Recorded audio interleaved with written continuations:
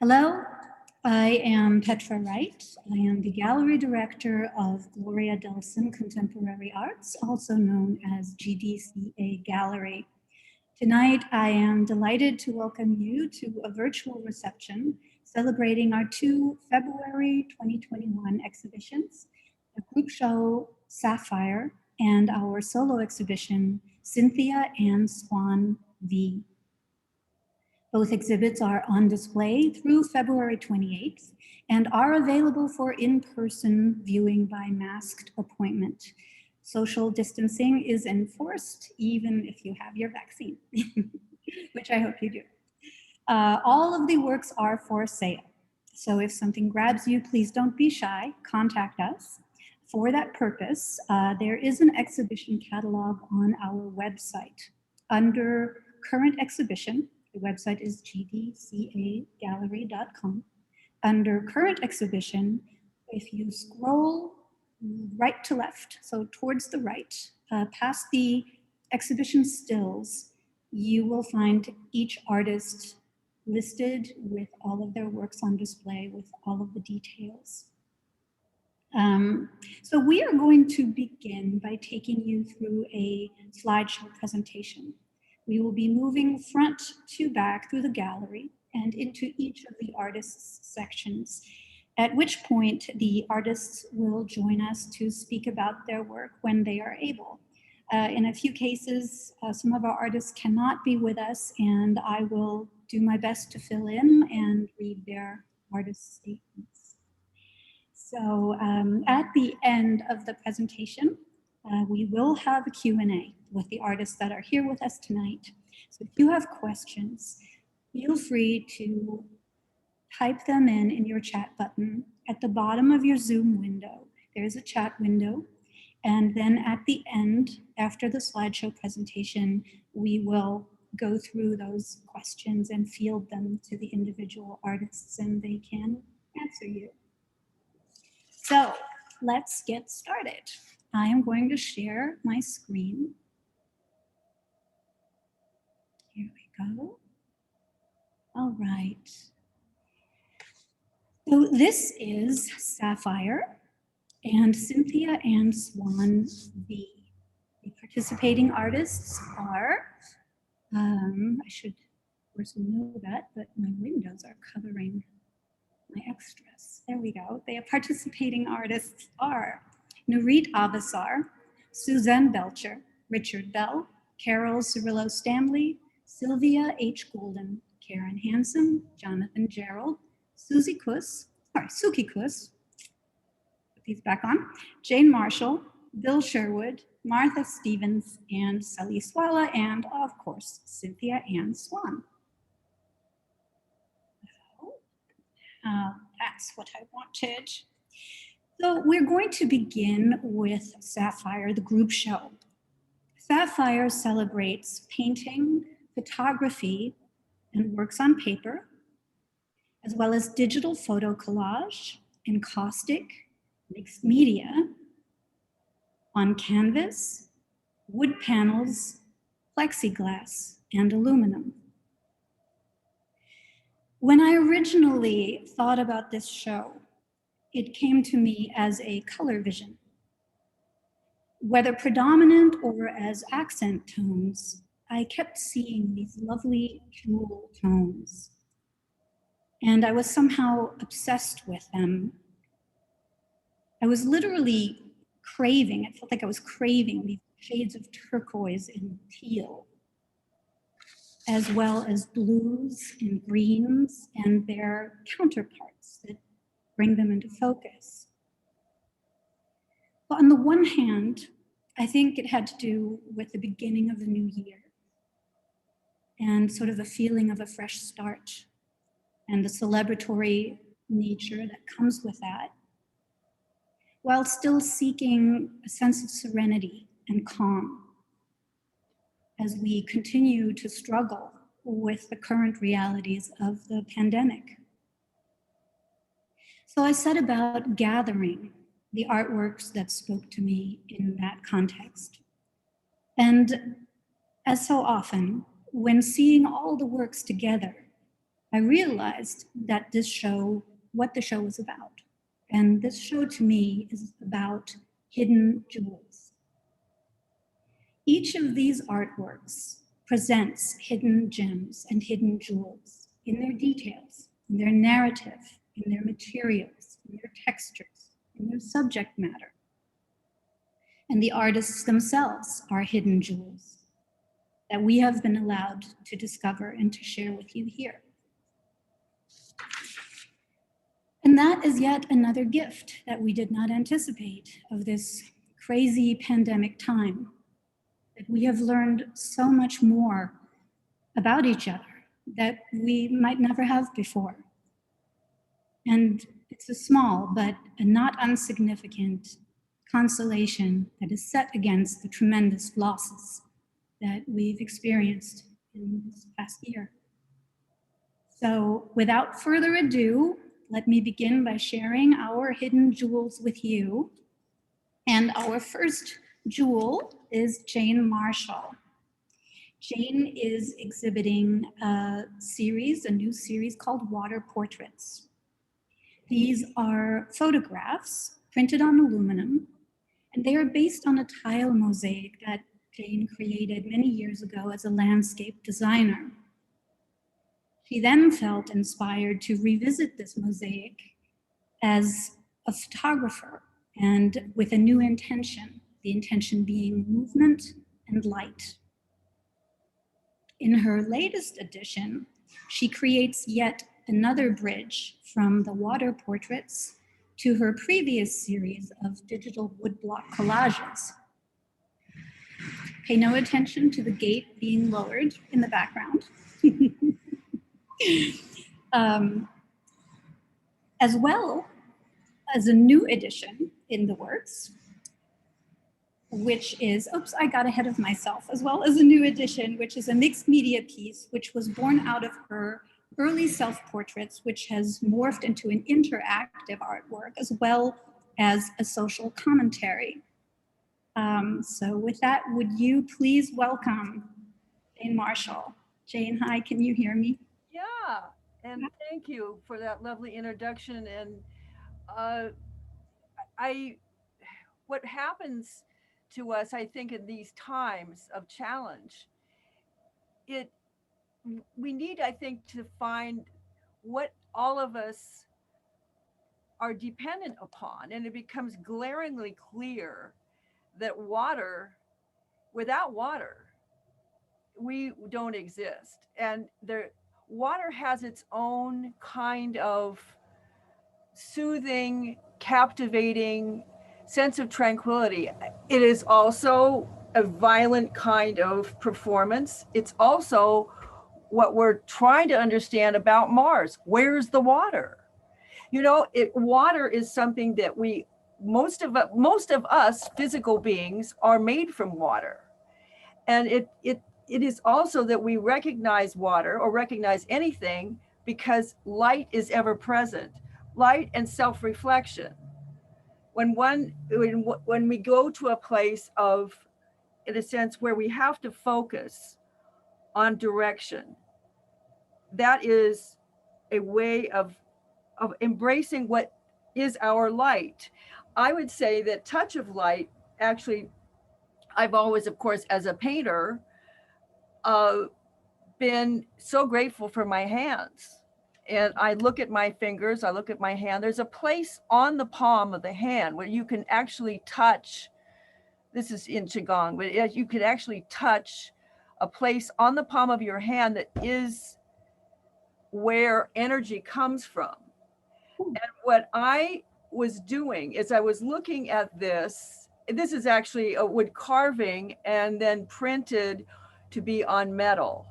One of the things that I am also looking at, as in the other case of this exhibition, Van Gogh's work, that it's about negative space. And in negative space is where we find light, where we receive light, and where we give light. And it's something that's effortless, but it's something that's constant, and it's where we are. So what I was interested in this particular image is kind of the growth of where I come from as someone who's been attached to earth and attached to the movement of earth, and how my hand actually has grown out of, probably we would expect, water, but there's a way that this forefinger is where we point our direction.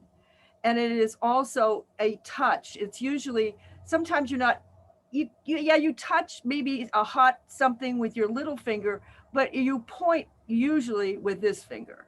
Mhm. And there's a way of the hand is actually a way of communicating. And certainly all of us who paint need these. So I celebrate that. I celebrate as in terms of self-reflection. One of the reasons why I wanted to show that embellished sort of frame is based upon an ink drawing that I did many years ago. And this was a drawing that was actually purchased and then given back to me a number of years ago, but it was damaged. And so what we did, because it was water damaged actually, and it was on parchment and water damage. But when Herb Tannen gave it back to me, what happened was that I looked at it, we can clean this up. I mean, given computer, I can take this and I can use this. And I wanted it to be a mirror. I wanted it to be something that if you actually look at, and doing metal and black, if someone's actually standing in front of this in your gallery, Petra, I want them to see at least something of their person, of their face, of something, or if there's a movement, because it is about negative space and it is about reflection. So this is how I personally communicate. This is something that I want people to actively but really understand and totally get how important water is. I mean, obviously it is right now. I mean, what's happening in Texas, as they cruise along in Texas. What I'm saying is that this is something that you see that without it, we don't exist. And I think that we need to focus on what common ground we absolutely have. And that is our nature. I'm asking people through my work to celebrate our true nature and to celebrate the part of us that we all have and the part of us that we all have to protect if we're going to make it through this. So I really thank you for the opportunity to, again, self-expression. It's my expression. I wanted, in this particular case, I wanted, like Marilyn Monroe lips, because there's something that's like, put a little red in there, so that it's just like, is that a smile or is that a smirk? And is it melting? What's it doing?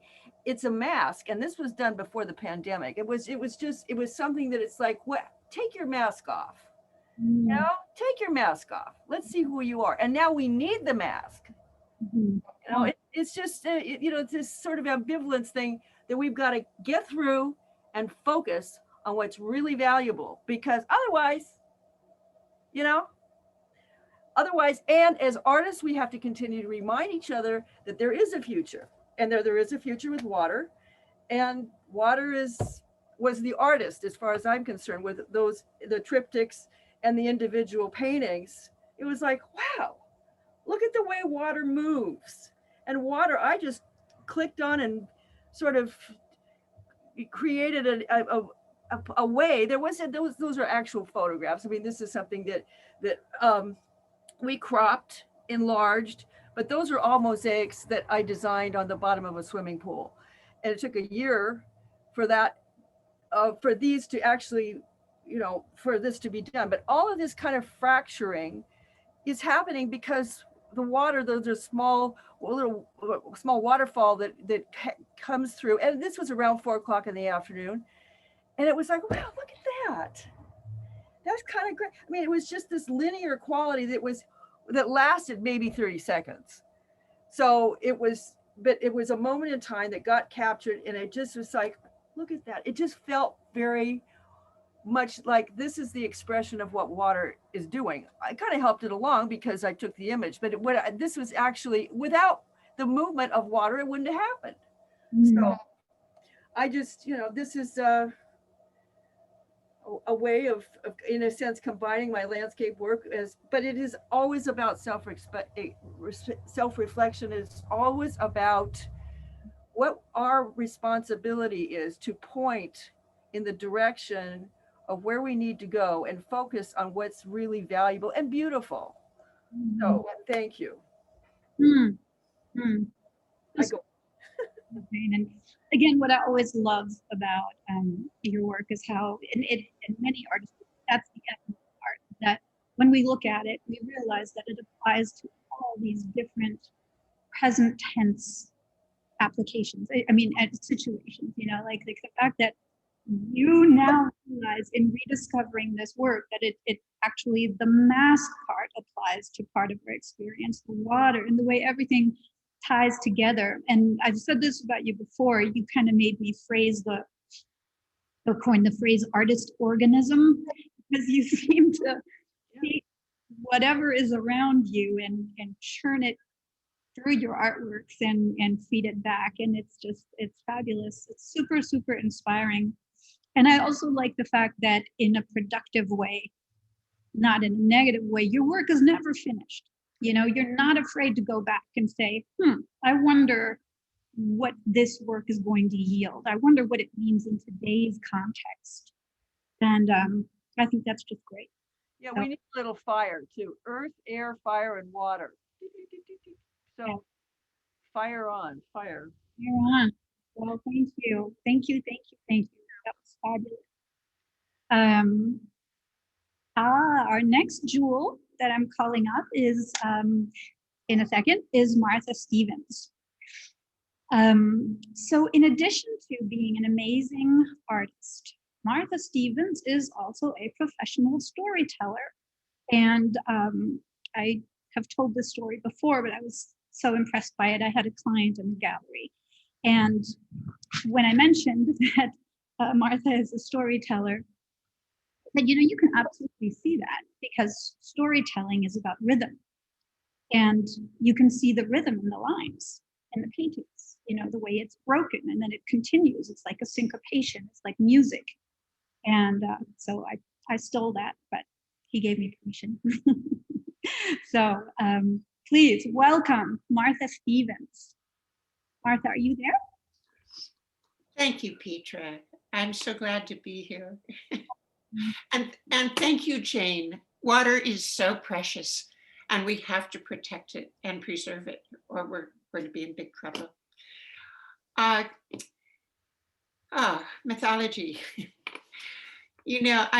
These paintings, I think, really painted themselves. I've told stories for many, many years, and these particular stories among them. And one day they just started coming out on canvas, and it's so hard to talk about them except by telling the story. Osiris is a really interesting story, and especially right now because of the pandemic and so many deaths. Every culture around the world has its rituals, its stories, its customs about death.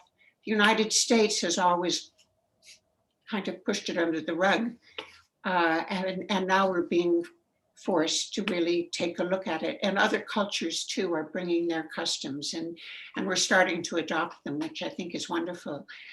But Osiris was the god king in Egypt, and he ruled the land with his wife, who was also his sister, Isis. And he had a brother named Set, and Set was jealous of Osiris. He was jealous of his power and jealous of his wife, and he plotted against him. And one night he gave this great party, and as guests arrived, they saw sitting in the middle of the room a large sarcophagus, which was beautifully carved and painted. Now, death in Egypt was a major subject. People spent a good deal of time thinking about it, making things for it. And they believed really that death was an interruption, a kind of a temporary interruption to life, which continued. And the story of Osiris is really a story of life and death and resurrection, Set had this sarcophagus, and everybody admired it at the party, and everybody wanted it. And Set said, well, whichever one of you fits it can have it. And so everybody lay down in it, and some were far too long and some were short, but Osiris fit it perfectly, and he was pleased. But before he could get out, Set slammed the lid down on it, had his men nail it in place, picked up the sarcophagus, took it out and threw it into the River Nile, where it floated downstream all the way to the Mediterranean. And there it went on until finally it was washed ashore, and it got caught in the roots of a tree, and it began to grow into that tree, and the tree began to give out this lovely scent. Now the king of this place was building a palace, and he heard about the tree, and he wanted the trunk of that tree to be a pillar in his palace, so his palace would always have this lovely scent. And so he had the tree cut down. Meanwhile, back in Egypt, Isis, when she heard about her husband and what had happened to him, she cried and cried, but finally she dried her eyes and she said, I'm going to go find him. And she set out down the river, and she came to the sea, and in time she had to gather provisions. She had to go ashore, and she went ashore at the same place that Osiris had floated ashore. And there she heard about the palace and the tree and the lovely scent. And as she listened to the story, she knew in that way that you know things, but you don't know why. She knew that pillar had something to do with her husband. And so she went to the king, and she got the pillar, and she cut it open. There was her husband. She put him in her barge, took him back to Egypt. And on the way, she blew the breath of life back into him. But when they got to Egypt, Set found him again. Again, he killed his brother, cut him up into 14 pieces, and scattered them throughout the world. And again, Isis cried and cried, but finally she said, I'm going to go find him. And she set out, and she found 13 pieces of him. But the 14th had been swallowed by a great fish. And so she couldn't make him whole again. And so she sent him down into the underworld, where he became Lord of the Dead. Now, I feel in a painting, actually, I wasn't thinking of Osiris and Isis when I was painting this, but I was wondering, who are these people? And as I finished it, it just seemed clear to me. Osiris is both looking down at the earth. His father was the earth god. His mother was Nut, the sky goddess. He's looking up at the sky, and it said that he takes the souls of the dead and he gives them to Nut, who nourishes them, feeds them, gives them strength to go on with their journey. And I feel like his hand is kind of raised up, and there's a path along which you walk, and then you go down the stairs into the underworld, and then you come back. It's almost a circular feeling. And Isis is looking at her husband, but when she hears the news about him, she begins to weep, and she falls down. Anyway, the colors were colors to me of Egypt. Osiris is never portrayed this way, but this is what I took the emotion from this story and put it into the painting. Stunning, absolutely stunning and magical. You are magic.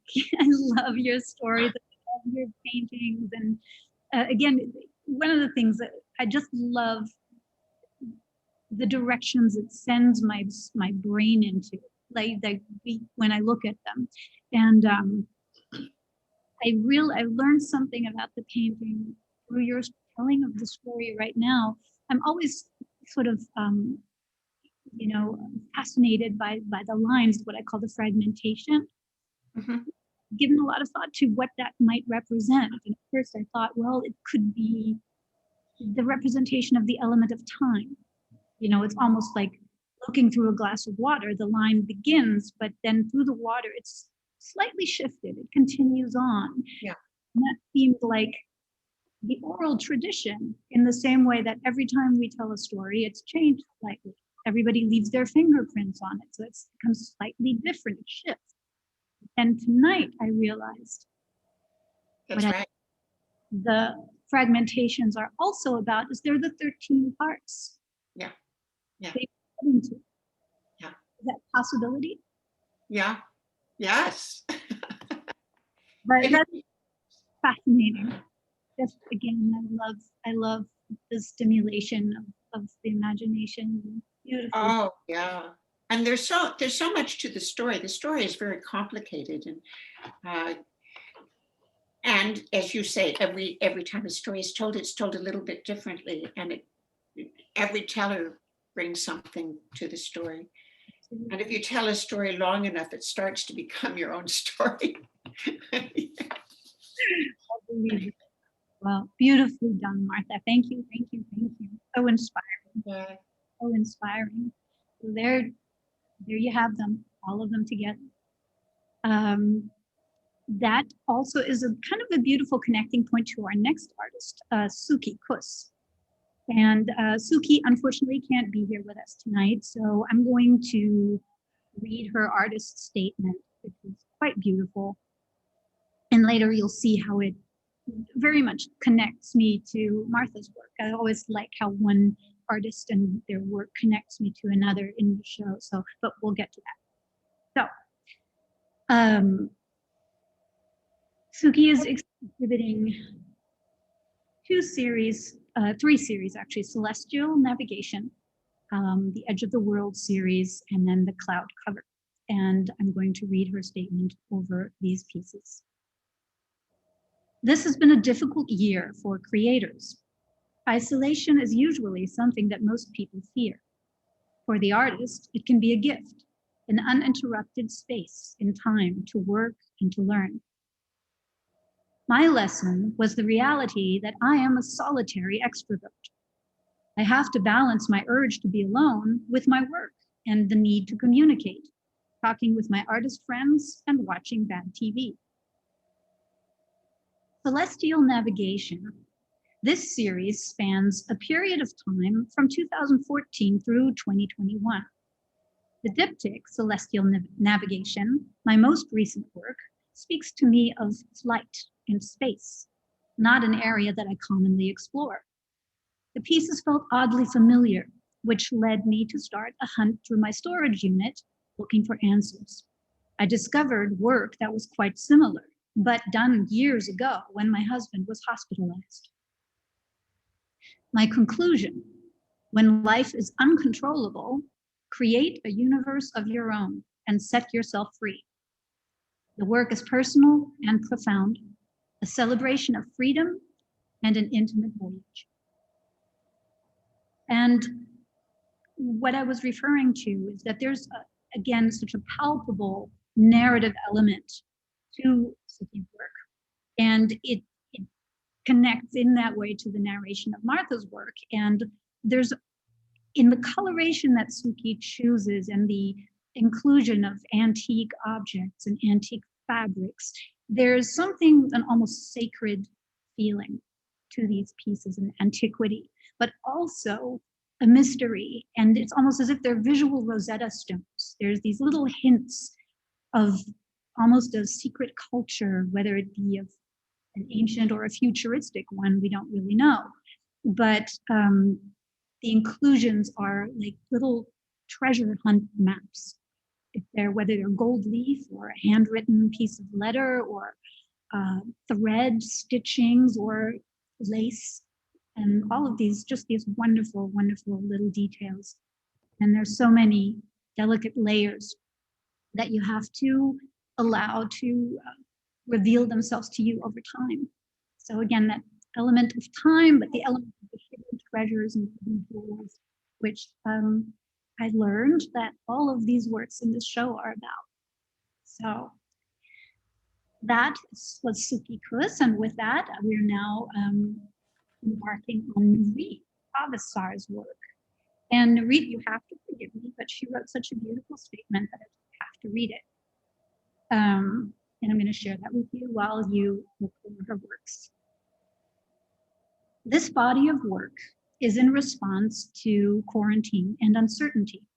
I draw comfort and inspiration from familiar surroundings, items collected over the years, my favorite books, and potted plants on my porch.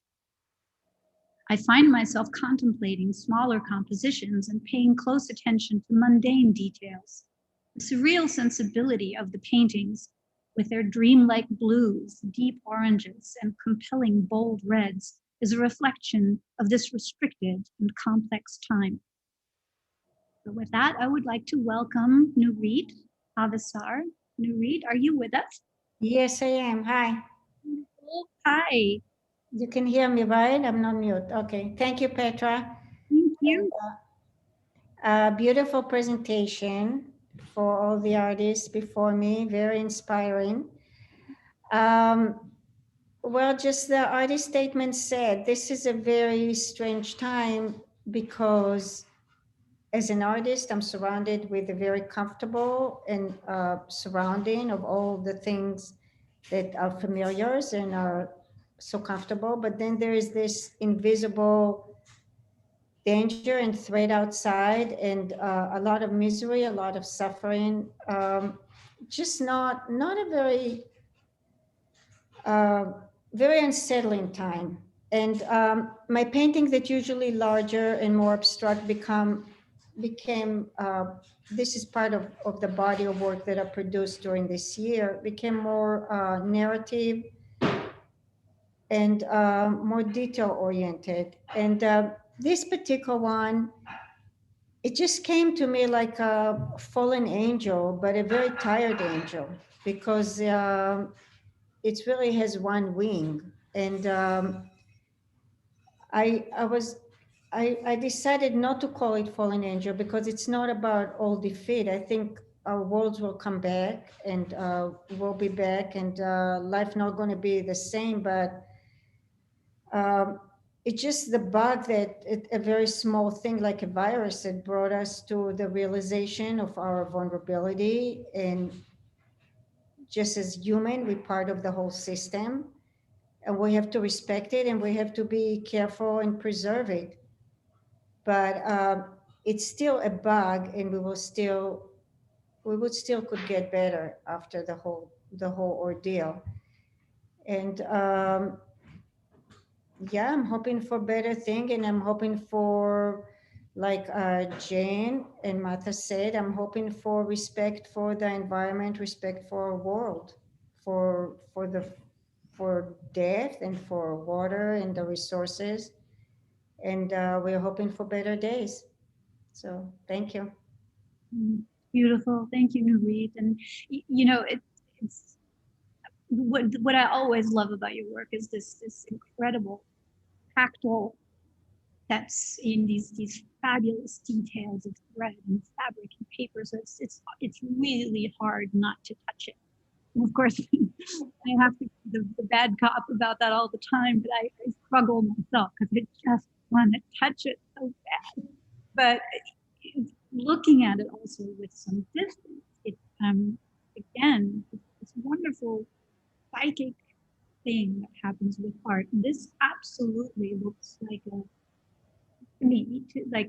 a shot from space looking back towards our planet, and it's beautiful, but it's also very complex, and you can almost sense the movements of hurricanes and snowstorms and fires and everything, all the drama and the turbulence that's in there. And I just love that winged one angel. I didn't see that before. Thank you so much. Really, really, Thank you. thank you. Speaking of psychic, next we're getting to Susanne Belcher. So Susanne has, you'll see what I mean by that in a second. Susanne has two wonderful mixed media on display, and they're Cyber Serenade and A Delicate Balance. And this is a really rare treat because Susanne these days is mostly known for her digital photo collage and very hip and raw work. And these are these little treasures, and they're also incredibly tactile. inclusion of fabric and cardboard, and just like Nurit, it's really hard not to.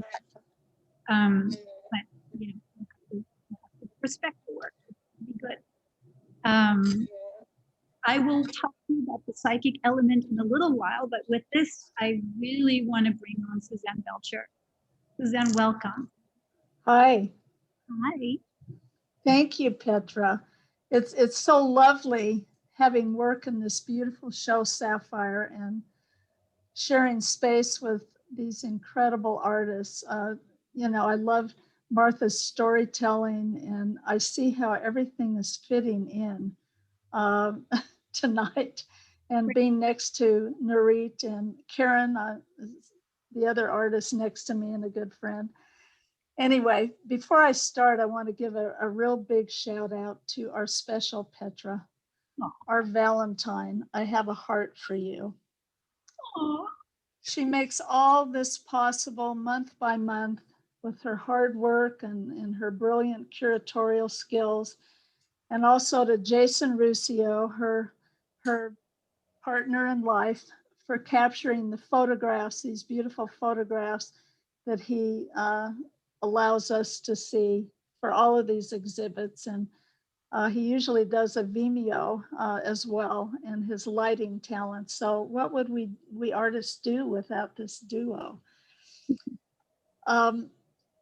My work in this show felt like such a departure from anything I've ever done with a paintbrush.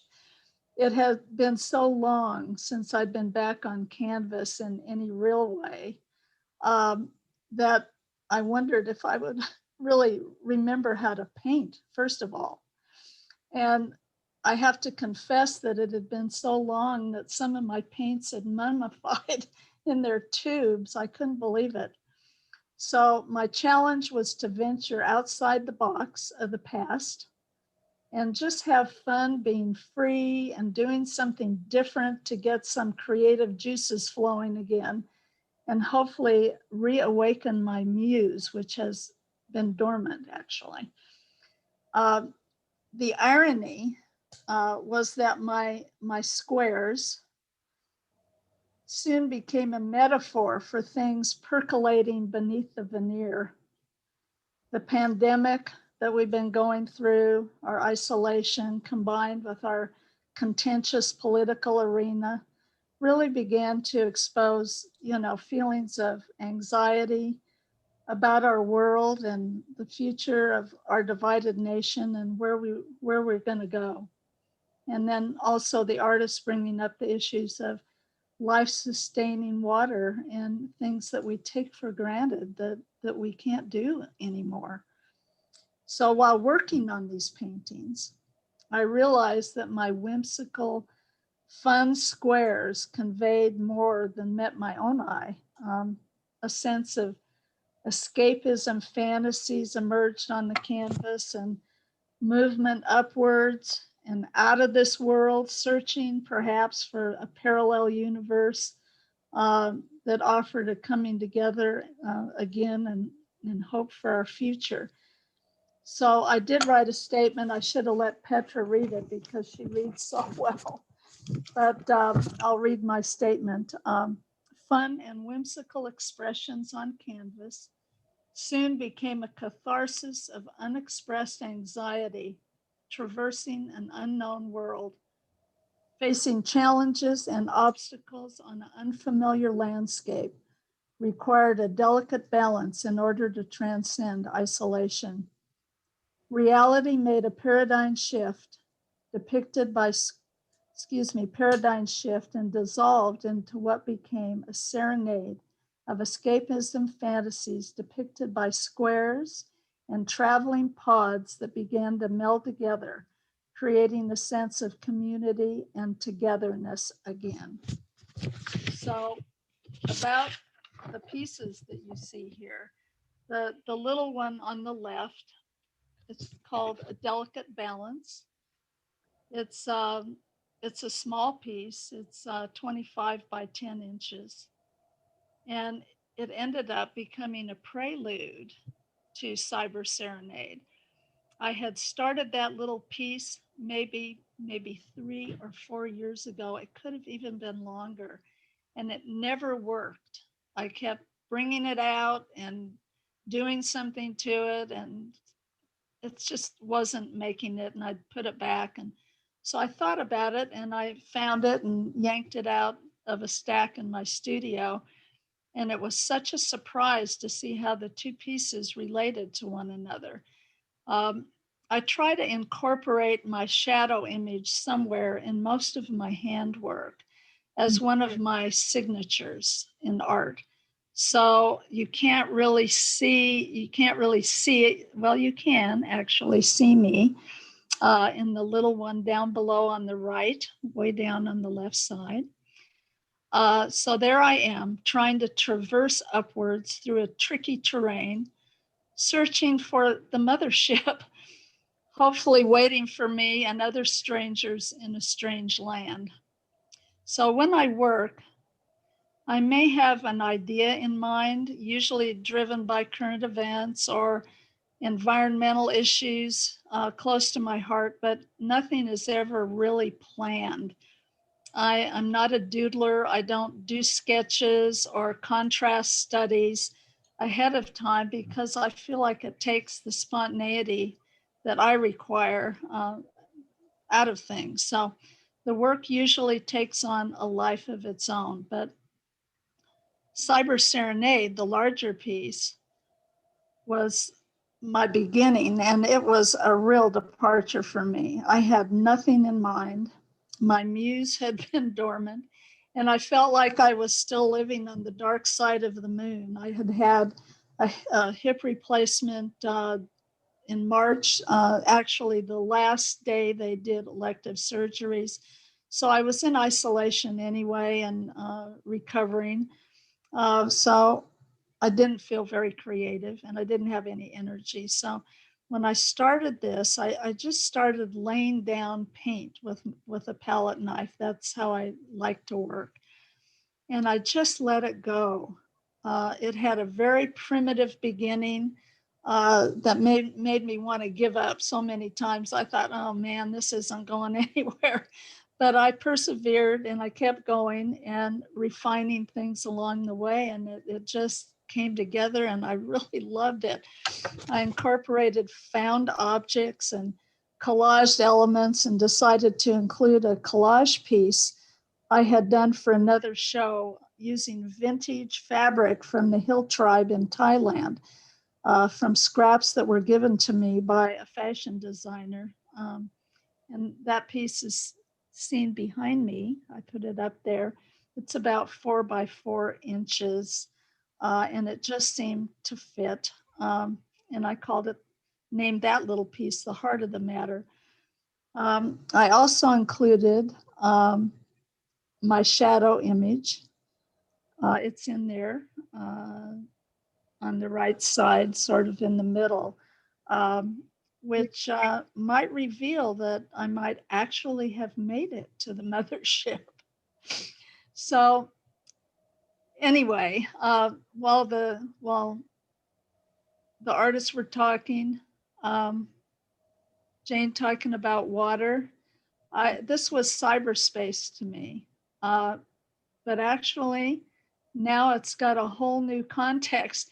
It looks like I'm in water. So we're all in water tonight. So in conclusion, I want to thank my fellow travelers that I invited here tonight who might be here. I know a couple of people are, and thank you.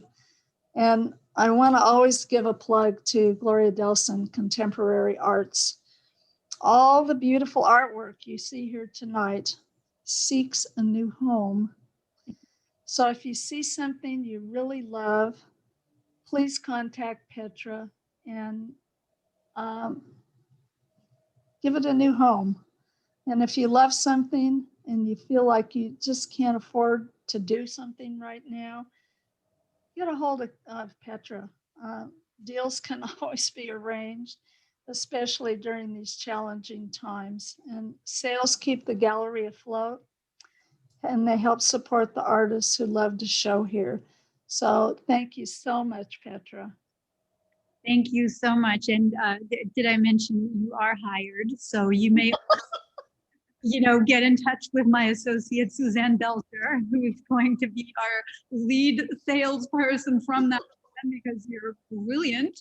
Thank you. And so I wanted to talk to you about the psychic part. Again, I just am beginning to be a little scared of you, because I feel like you sort of psychically tapped into my brain, because the minute I had decided on this color, right, that this was what was pulling me, I think you texted me and you said, how about this? And it was just one of those things where I went, oh my goodness, this is insane. It's just, you have your finger on the pulse. I don't know how to do it, but you tap into it somehow and you're connected. So keep doing what you're doing. It's great. Thank you. So delightful. I hope you do more of this work. It's charming, it's fresh. Again, I love how it feathers back to Jane, discovery of old, the rediscovery of old work, and how even with Cynthia's work, seeing old work in a new context, in a new time, changes everything. Sometimes these pieces that you make, maybe didn't make them for this moment. You made them for the future sometime, but you didn't know it. You had no way of knowing it. So. Well, you'll be pleased. I have another one that's almost finished in this series. Oh, good. Good. And I'm really liking it. Yeah. Okay. Well, thank you, my dear. And let's see. Next up. Oh, so I'm up next. Sali cannot join us tonight, but she's got a really great excuse. It's her daughter's birthday, her little girl's birthday. So that's super important. And I want to just wish her a happy birthday in case she watches this later. So because she is not here, I was going to read her artist statement. And I'm going to read it over these her 3 pieces. My process mirrors the effects of life experiences my process mirrors the effects of life experiences on an individual as they grow and evolve. Often early events and what lies beneath are not in view, yet essential to the individual's identity. If one looks closely enough, traces of these earlier marks are discovered to bring about wholeness. Such is the journey of the soul and the journey of the artwork. Oops. I hope to make visible the worlds that move, motivate, and guide us as soulful beings. My deepest wish for the work is for it to make the viewer pause, even for the briefest of moments, to reflect on or connect with their deeper selves, to make visible to them something that has only ever been a feeling or a dream. And again, this work is so perfectly tied into the spirit of this exhibit. And again, I'm finding elements of water included in these that I didn't intuit before, but also the idea of the layers being coaxed out, the hidden details, the hidden jewels that all of these artworks are, and that all of you artists are. So with that, thank you, Sali, for those beautiful pieces. Karen Hansen was going to be speaking next, but Karen unfortunately cannot be with us tonight, so I'll have to read her statement as well. Karen has 3 of my favorite paintings from her Still Together solo show on display. And again, I was drawn by the color, apparent, but it also came out of a need for visual comfort and serenity. But, I also, in looking at the work, I love the idea of an image such as in Birdsong on the left, an image being carried over onto multiple panels, which seems, again, like a visual narrative, like a storyline in color that connects the different chapters of our lives.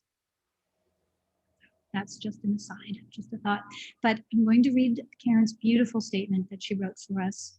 Karen writes, I create paintings as refuges or resting places, both for myself and for the viewer.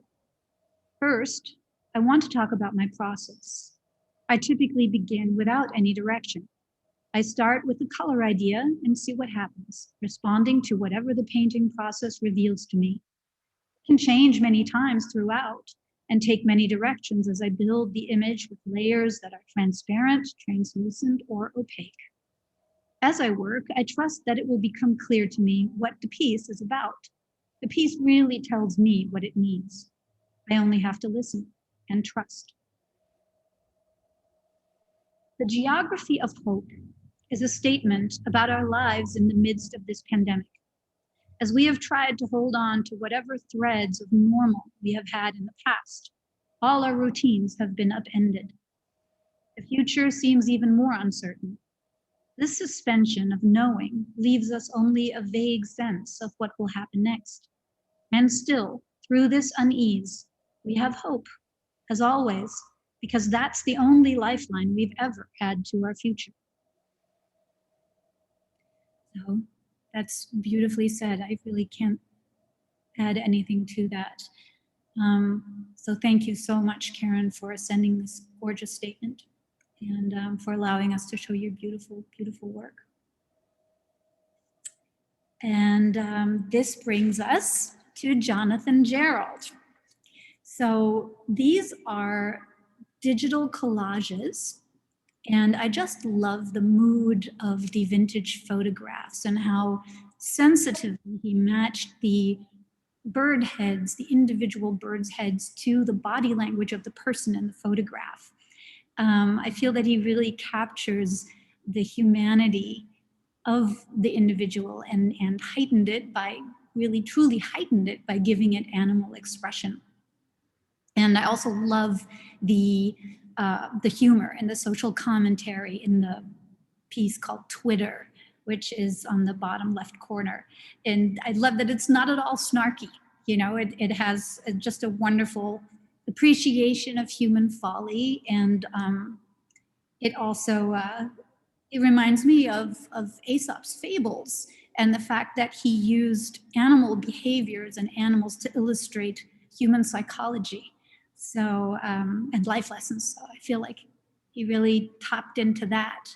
So please welcome Jonathan Jerald. Thanks, Petra. Thank you so much for including me in the show with so many wonderful, luminous, and talented artists.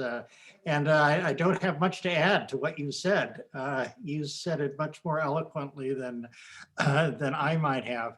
I will just say that I'm fascinated by, I spend a lot of time searching through the internet for archival images, and I'm fascinated by images that evoke a particular time and place. The two on the left-hand side, the Birdman and Bad Bird, the images are from Australia in the 30s. They're mugshots. And I just fell in love with that whole series of mugshots. I mean, there's hundreds of them, and I have them all in a file. But and when I first started using birds' heads, I mean, Twitter is probably one of the first ones I did. I was reminded of Max Ernst, the surrealist, who had a lot to do with birds and in his work. And I was sort of fascinated by it.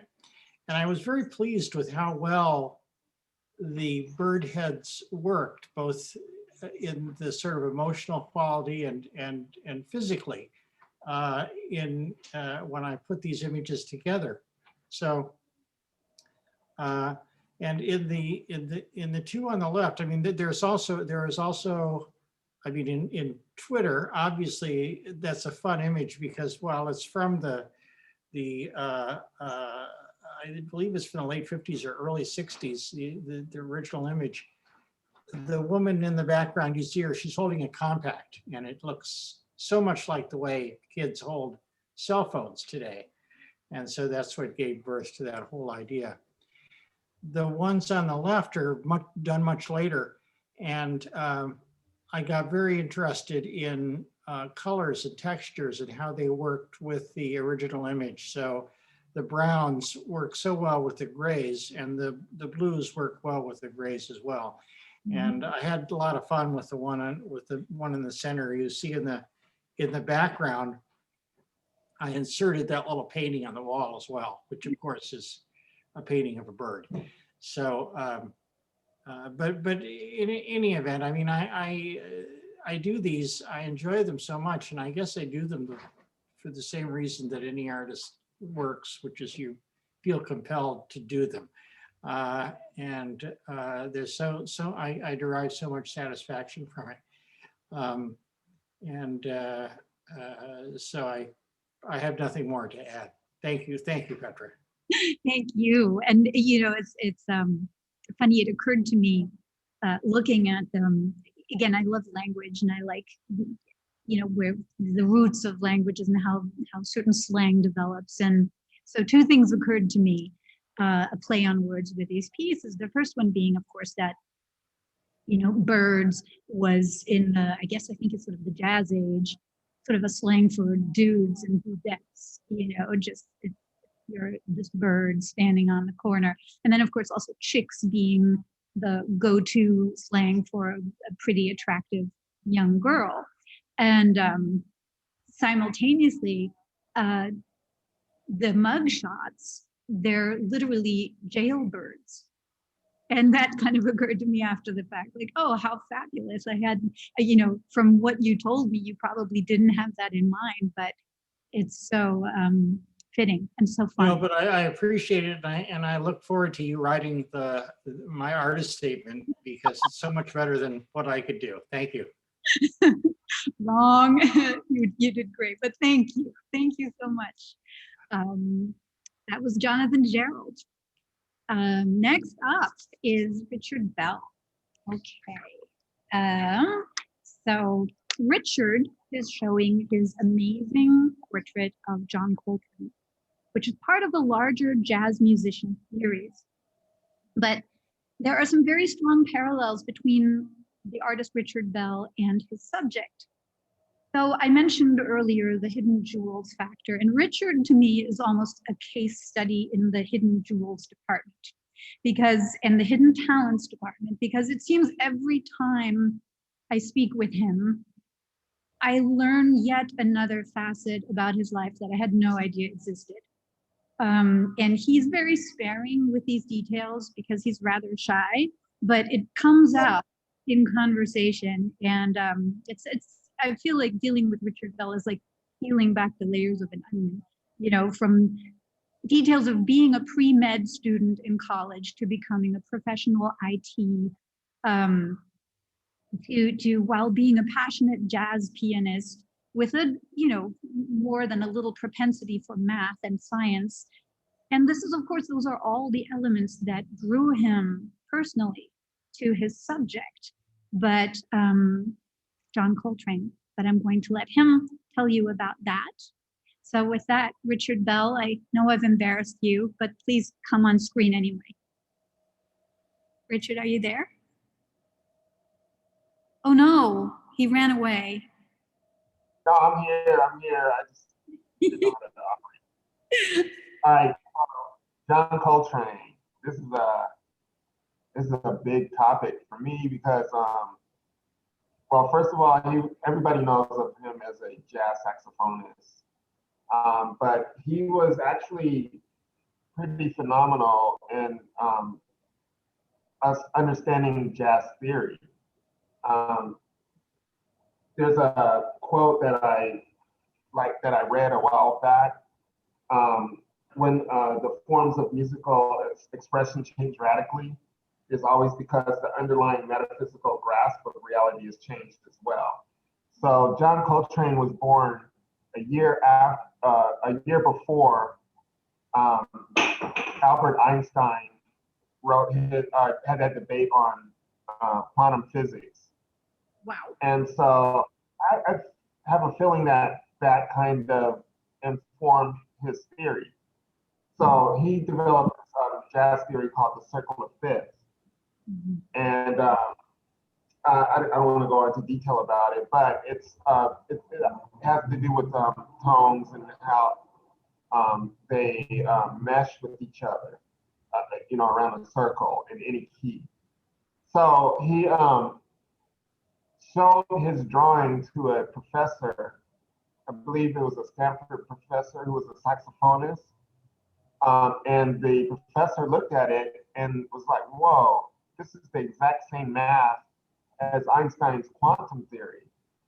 And it actually goes further than his understanding of Einstein's theory. And so once I found out about that, I was extremely fascinated. And I started to look more into it and started reading about Pythagoras and how he discovered, tones.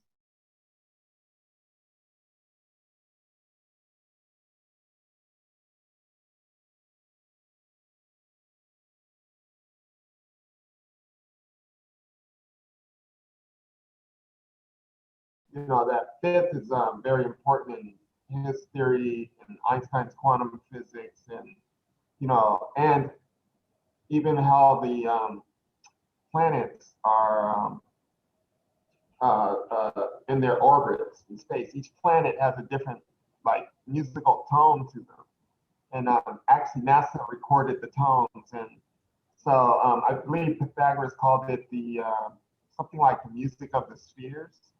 Wow. And so all of that just was extraordinarily fascinating to me. And as a musician, when I heard his album, Giant Steps, or the song Giant Steps, if you guys haven't heard it, you should check it out. Because you don't even know what key it's in, but it's a beautiful song, even though it bounces from, different key to different key. But he's improvising through the whole thing, and it sounds beautiful. So that's just a little snippet of John Coltrane. Wow.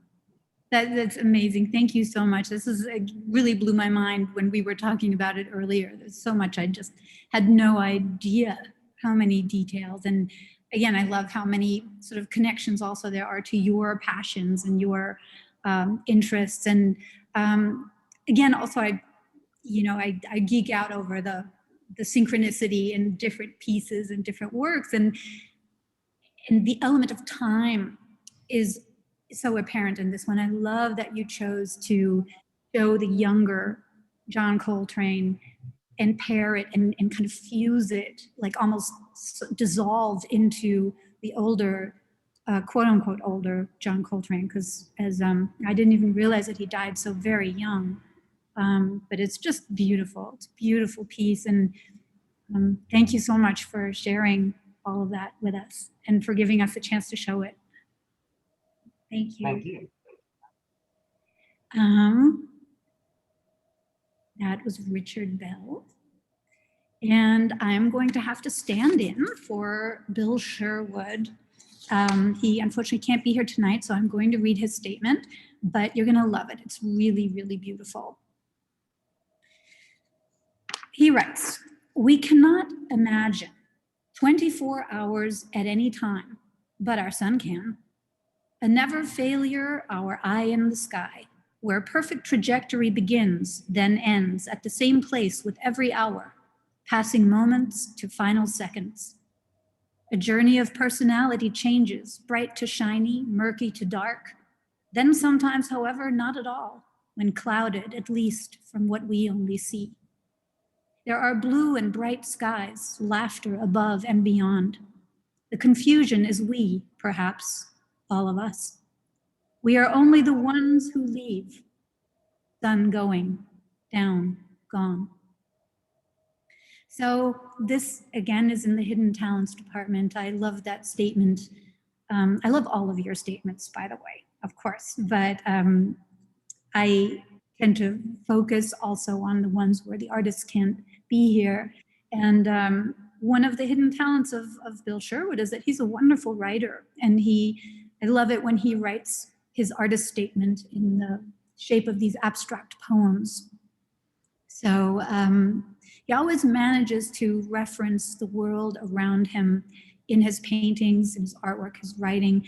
And again, I love how that ties back to all of you artists, back to the conversation with Jane and every one of you, the application of your whole being, the investment in the present tense and the perspective that you bring to the world by virtue of being an artist, for me is, I don't know. I mean, that's to me the reason to live, you know, is the unexamined life is not worth living. Yet, you know, it sure feels good to hide from it sometimes. But the best way to see the world and the best way to feel the world, I think, is by doing what you guys do, which is creating art, feeling, and giving back. And anyway, I digress. For those of you who don't know, Bill Sherwood is also our artist in residence upstairs in the gallery. So feel free to make an appointment if you would like to see that studio and more of his work as well. So that was Bill Sherwood. And now we don't end, but we have landed on our beloved Carol Cirillo Stanley.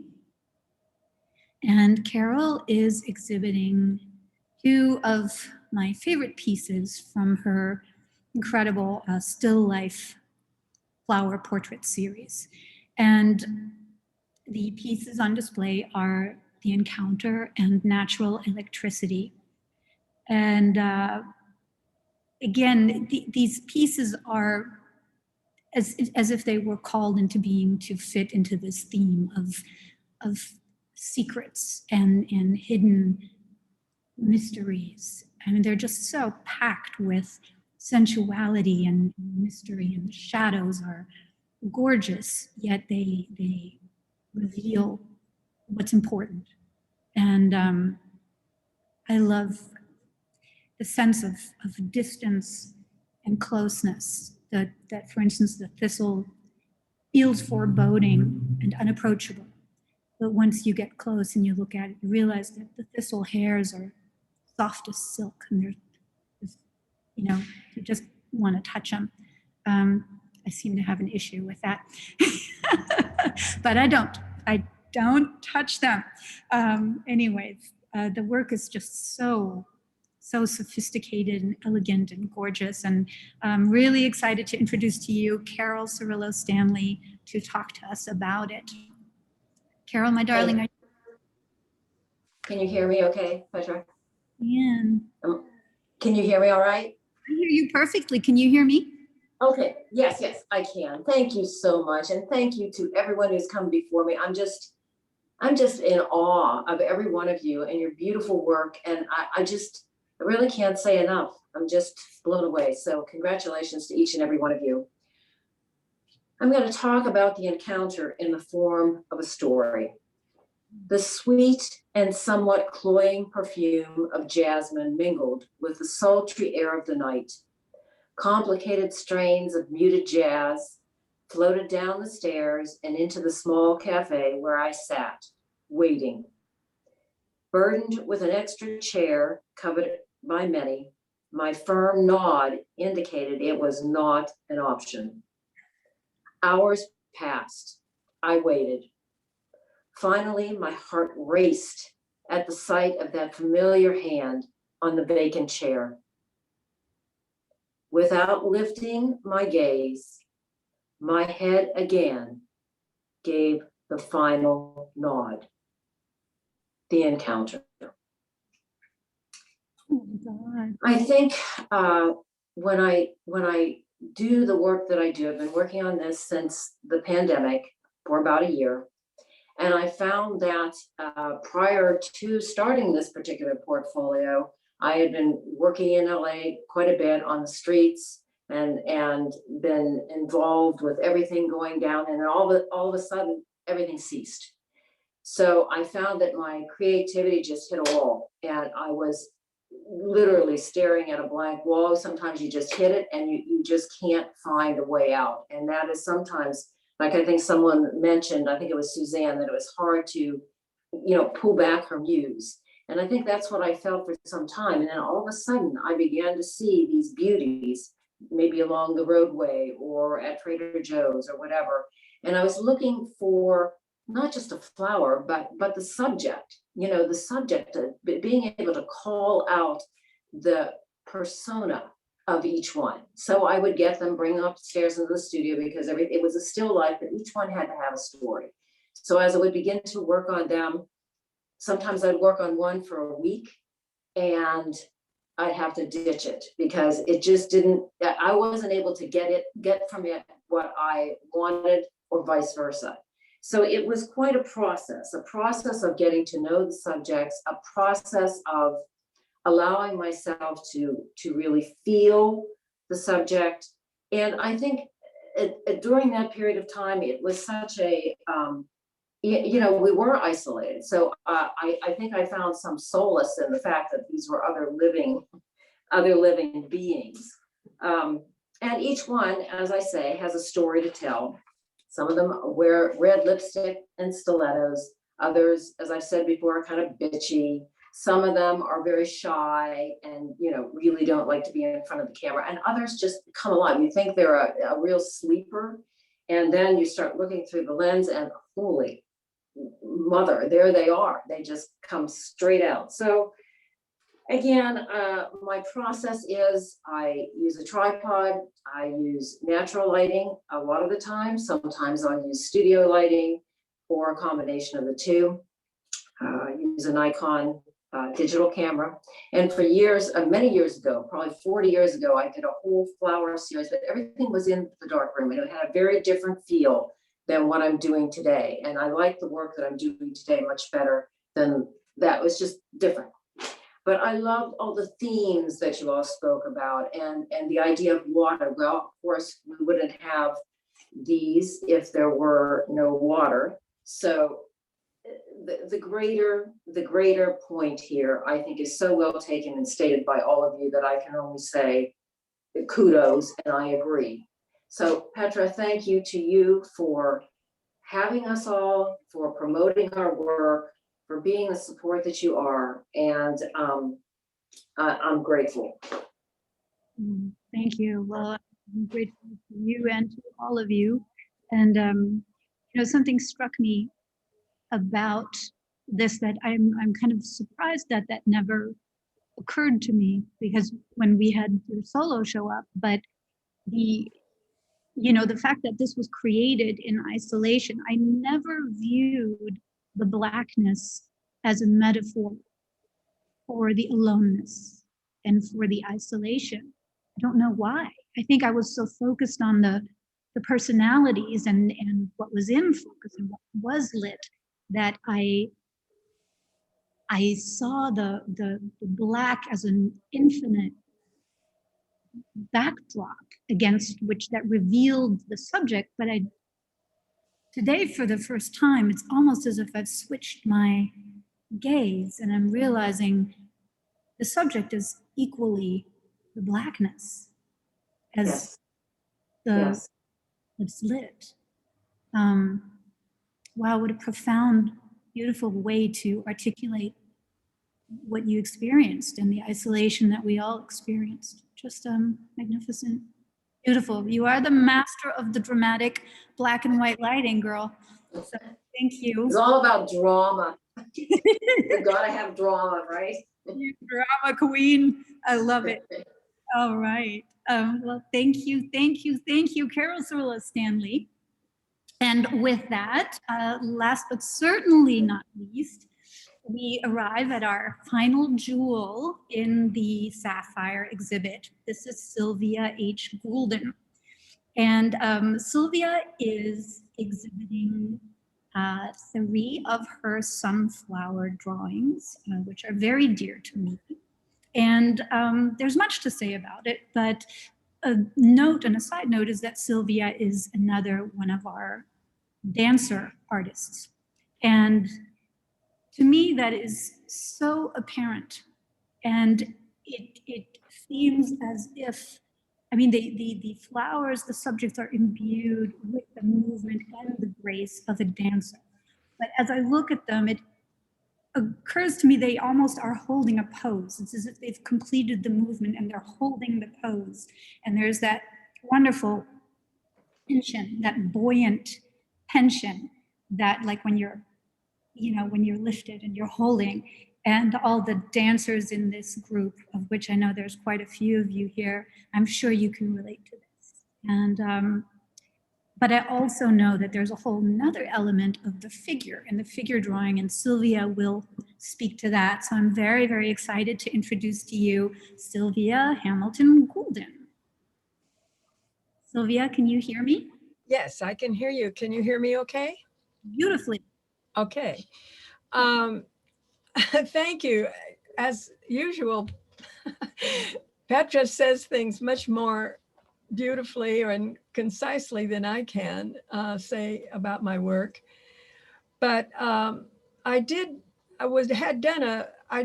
first of all, I work in a lot of different mediums, and these sunflowers came after a period of working in drawings of nudes using charcoal and pastels. And when I turned to the sunflower, which I feel the sunflower gives us all hope and happiness because they're so exciting and fresh. When I turned to do these, I used kind of the same technique, and they seem to come alive, and they are in motion. And my work is about energy and movement. And I'm glad that you saw that in these, Petra, because I myself don't sit still very long. And, and so, yes, that's about it. I feel that sunflowers, I mean, the work, first of all, the work in this show is fantastic and so meaningful and beautiful. And I feel that my little sunshine flowers are just giving us a hope for the future and looking forward to times that give us happiness, and Earth is there for us in holding us together. And anyway, Petra, thank you so much for bringing us all together. Susanne was eloquent in all that she said about you, and I echo all of her thoughts. And I just wanted to add that when you asked me to be in the show, because it was kind of, my work is kind of leading into the Van Gogh exhibit. And I thought, well, that's very appropriate to have the sunflower introduce your next artist. Again, thank you, Petra, darling. Thank you, sweetie. I love you. Oh, I love you too. And you just perfectly gave me that transition. Thank you.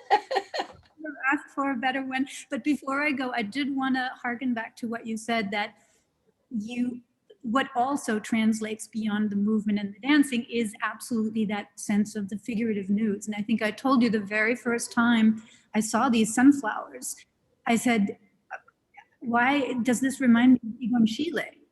These beautiful, yes. gorgeous semi-nudes and nude drawings, partially colored, partially the page left blank, and all of these wonderful details again and secrets that are laid bare, and you also capture that so gorgeously. And yes, you are correct. I was so excited to be able to show the sunflower because it is such an exceptional lead-in and companion to our solo show, which is of course devoted to Vincent van Gogh, which we are going to get to next. So this, thank you, Sylvia, now concludes our group show Sapphire. And this brings us to our solo exhibition, which is Cynthia Ann Swan V. Cynthia Ann Swan V debuts the fused glass artist's long-awaited solo show centered around the paintings, the life, and the letters of Vincent van Gogh. Cynthia is an artist that we have been working with as a gallery for many years, back in our original space on 6th and Spring, and we are so excited to have her back. And we are also so honored that we have the opportunity to share this highly personal essay in glass with you. I am going to read from her exhibition statement as I take you through the installation. Because once again, she's also another one of our beautiful, eloquent writers, as all of you are, all of you. So here we go. V is the culmination of my 18 years of passionate obsession with all that is Vincent. I have done multiple deep dives into his work and his life, and have come to feel a personal connection to Vincent, the man and the artist. My research has evolved into this reflective retrospective. Vincent was a loving, spiritual, lonely, and tortured soul. His art was both a source of personal expression and professional rejection. He was misunderstood, rejected, and tormented by nearly everyone he encountered. His illness imprisoned him, and love set him free. His sanctuary was the enduring bond he shared with his beloved brother Theo, to whom he wrote 874 heartfelt letters over many, many years, sharing his thoughts and ideas. Thanks to Theo and his wife Jo, those letters were preserved and provide an amazing insight into his private reality. V strives to invite the viewer to experience Vincent on a deeper level. It references his letters, his thoughts, and the themes of his work as an impassioned celebration. Please let me introduce to you Vincent van Gogh. So next, I have created an overview of each of the artworks in the 5 series that Cindy has created in this exhibition. As we take you through the individual series, I would like to read a statement in Vincent's own words, thanks to the amazing research of Cynthia and Swan. Vincent writes, "What I am, in the eyes of most people, a non-entity, an eccentric, or an unpleasant person. Somebody who has no position in society and will never have. In short, the lowest of the low. All right then. Even if that were absolutely true, then I should one day like to show by my work that such an eccentric, such a nobody has in his heart.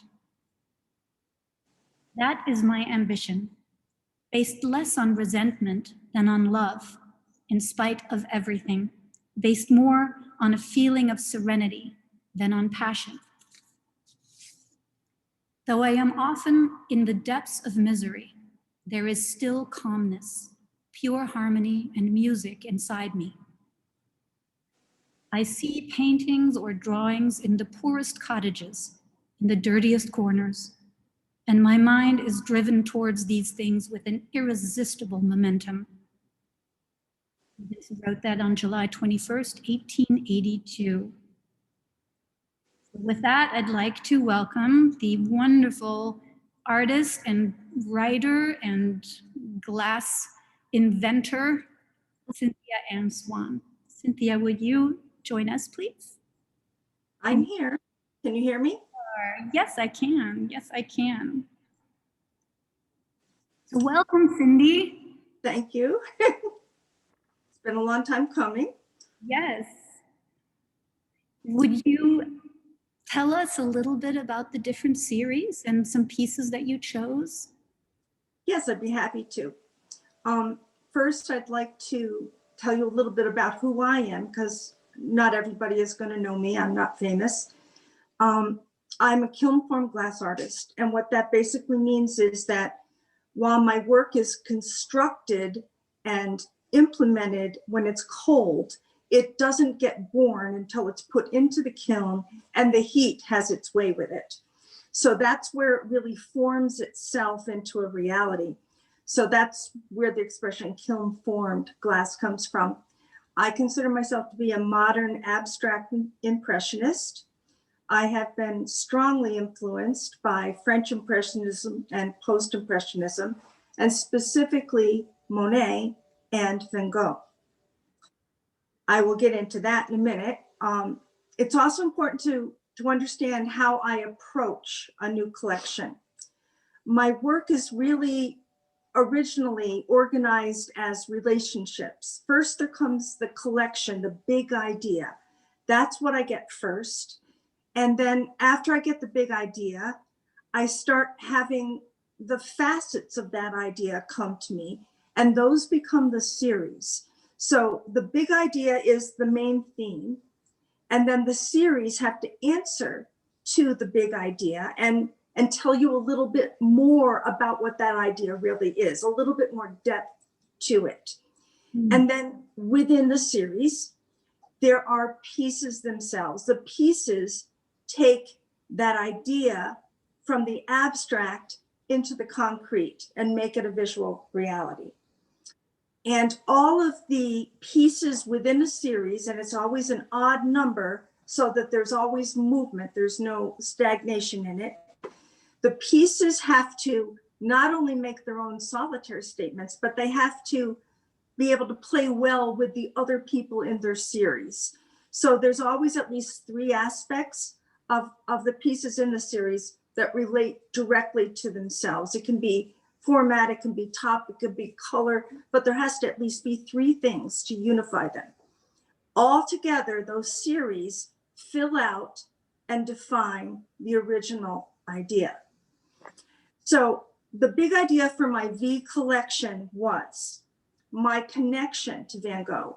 And it was about more than the aesthetics, more than about the art he created.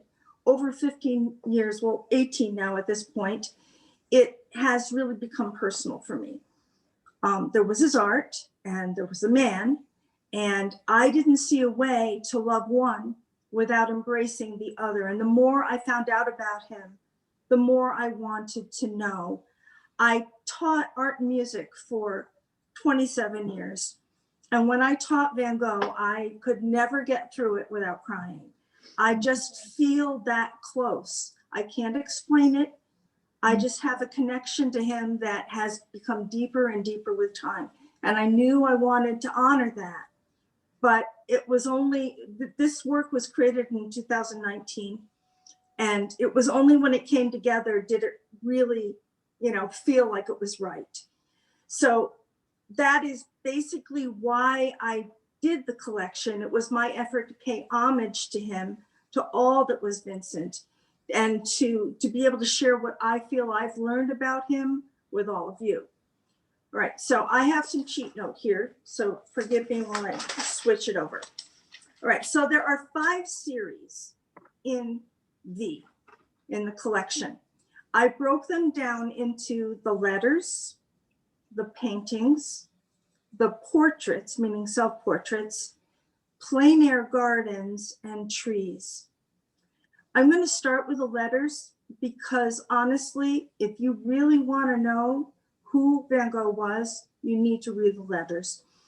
Totally, they have 903 of them that they have saved, and you can read them even in his own handwriting, although they do have them, without his handwriting style too. I think it's the best way to know who he was because of the intimacy of his letters. Most of them were written to his brother Theo. There were others that were written to Gogh and a few other people, but the majority of them were to Theo, who was his soulmate. And in those letters, He shared himself, his highs, his lows, and it was also, besides just being a diary of his own personal experience, it was also a documentation of his creative process. Many of his ideas for his paintings were sketched in these letters to his brother. And he talks about them as if they were already painted, but they weren't painted yet. It's really amazing when you read the letters. They're chronicled into three major periods. And the periods relate not only to the style and the subjects that he was painting at the time, but also specifically where he lived and what he was going through at the time that he painted them. The three locations and periods were his time in Arles, and then this is all France. In Arles, his second period is the time he spent in Saint Remy, which mostly was in the asylum, and then in Avesar. So I'm going to start. This picture you're seeing now is one of his letters, and I call it Letter from Arles. The letter that is featured in this piece was written to his brother Theo on October 16, 1888. If you look closely in the upper left-hand part of the letter, it's a sketch that may be familiar to you. This was the letter that he had sketched his idea for his bedroom in the yellow house. I chose this letter specifically because it is a painting that a lot of people do feel that they know well, and I thought it would connect the viewer more with the idea. The other things in this painting that you're seeing visually, the background on the top is a reference to his sunflower period, and we already discussed how that related. So I didn't want to be blatant about it, but if you look closely, those are sunflowers. On the right-hand side of the top, that is his yellow house.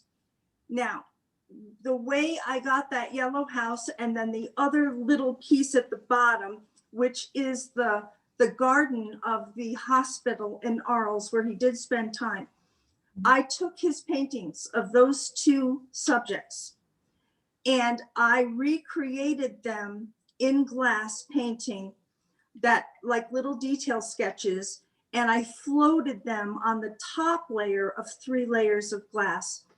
This piece, it's unique in the sense that I took his actual letters, this particular letter, I copied it, photocopied it. I made a stencil from his letter, and then using glass powders, I stenciled his letter onto a very special kind of paper that can withstand the heat of a kiln and be fused between the glass. I made it look old, and I really wanted it to make you feel like that really was his letter there. And the blue and yellow stroke marks you see around the edges of that is because blue and yellow were his favorite colors, and he used palette knives. So I just made palette knife switches to sort of get that in.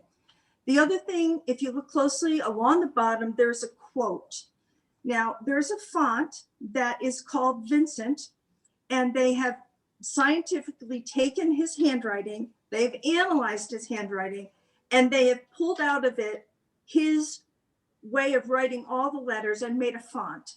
So using that program, I was able to take some of his famous quotes from his letters that I thought would say a little bit more about what he was thinking. And again, stencil them, but this time I stenciled them directly onto the glass. And so that's what you see. The quote that's at the bottom there says, "I dream my paintings, and then I paint my dream." And so just as I explained to you how my process comes together, that was where his ideas came from. He dreams them. So a lot of people don't know that, but he dreamed most of his ideas. So there are 2 other paintings in this series, and one is from Saint Remy, and the other one is from our, and they will all have that same letter in there. And then the visuals around there are specific to that period of time where he was painting. The second the second series that I want to talk to you about was his paintings. I wasn't trying when I did this collection to just copy his paintings. That wasn't the point. Lots of people have done that, and that wasn't it. In fact, I almost thought maybe that would make it trite to copy his paintings. But then I thought, you know, I can't leave his paintings out because, yeah, that's his art. So as an attempt to honor his paintings specifically, I sought to choose 3 paintings that I thought represented his time in each of those 3 locations well, but were not well known. As another new thing that I'm maybe introducing you to. The one you're seeing there is Iris, not the irises. That's the famous one with a whole bunch of irises dancing around. This is a solitary iris. It's from the same period, the same garden, but I didn't think that you would necessarily have discovered this one on your own. This one is directly trying to reflect to the best of my ability, his painting, the way he wanted it to be seen, except I did it all in glass. Everything you're gonna see from me is all glass. It may look like something else, but it's glass. So this is the iris. What it does show well is the period of time, and this one was from his time in St. Remy. It was painted in May of 1889. And it shows his heavy use of lineal strokes. And he used a lot of black during that period. And you'll see the texture. To keep the texture, I had to invent a kind of glass paste, taking glass powders and mixing it with other mediums, aloe and glue and some other things, gum, to give it enough viscosity that it would keep its form, like his paint, his thick paint would have on his canvases. And then the trick was to fire it in the kiln and not lose all that. So with all of kilnwork glass art, it's all about heat, controlling the time, the heat, the temperature, you know, how long it sits there for, do you flash it up? So I tried very hard to duplicate the kind of texture that you would experience if you were allowed to touch a Van Gogh. I know Petra's going to laugh at this, but I always tell her, let people touch my art. They're not going to hurt the glass.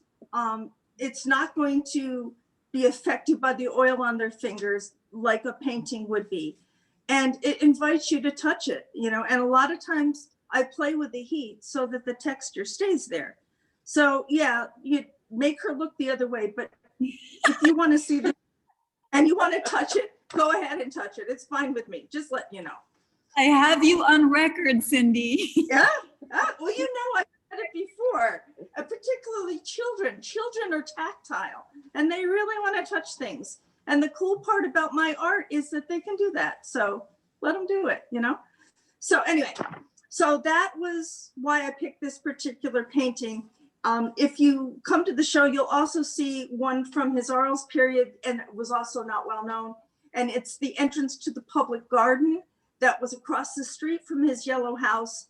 And there's a little corner of his yellow house, also a painting of his, but you might not have ever seen that one before.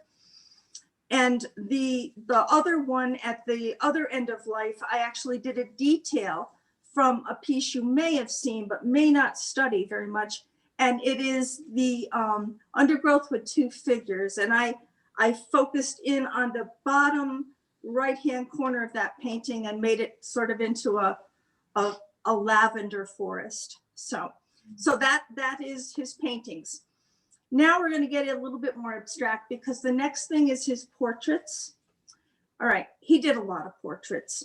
He felt that photographs were not the way to go. He didn't think that they were true to the personality of the person that you were trying to depict.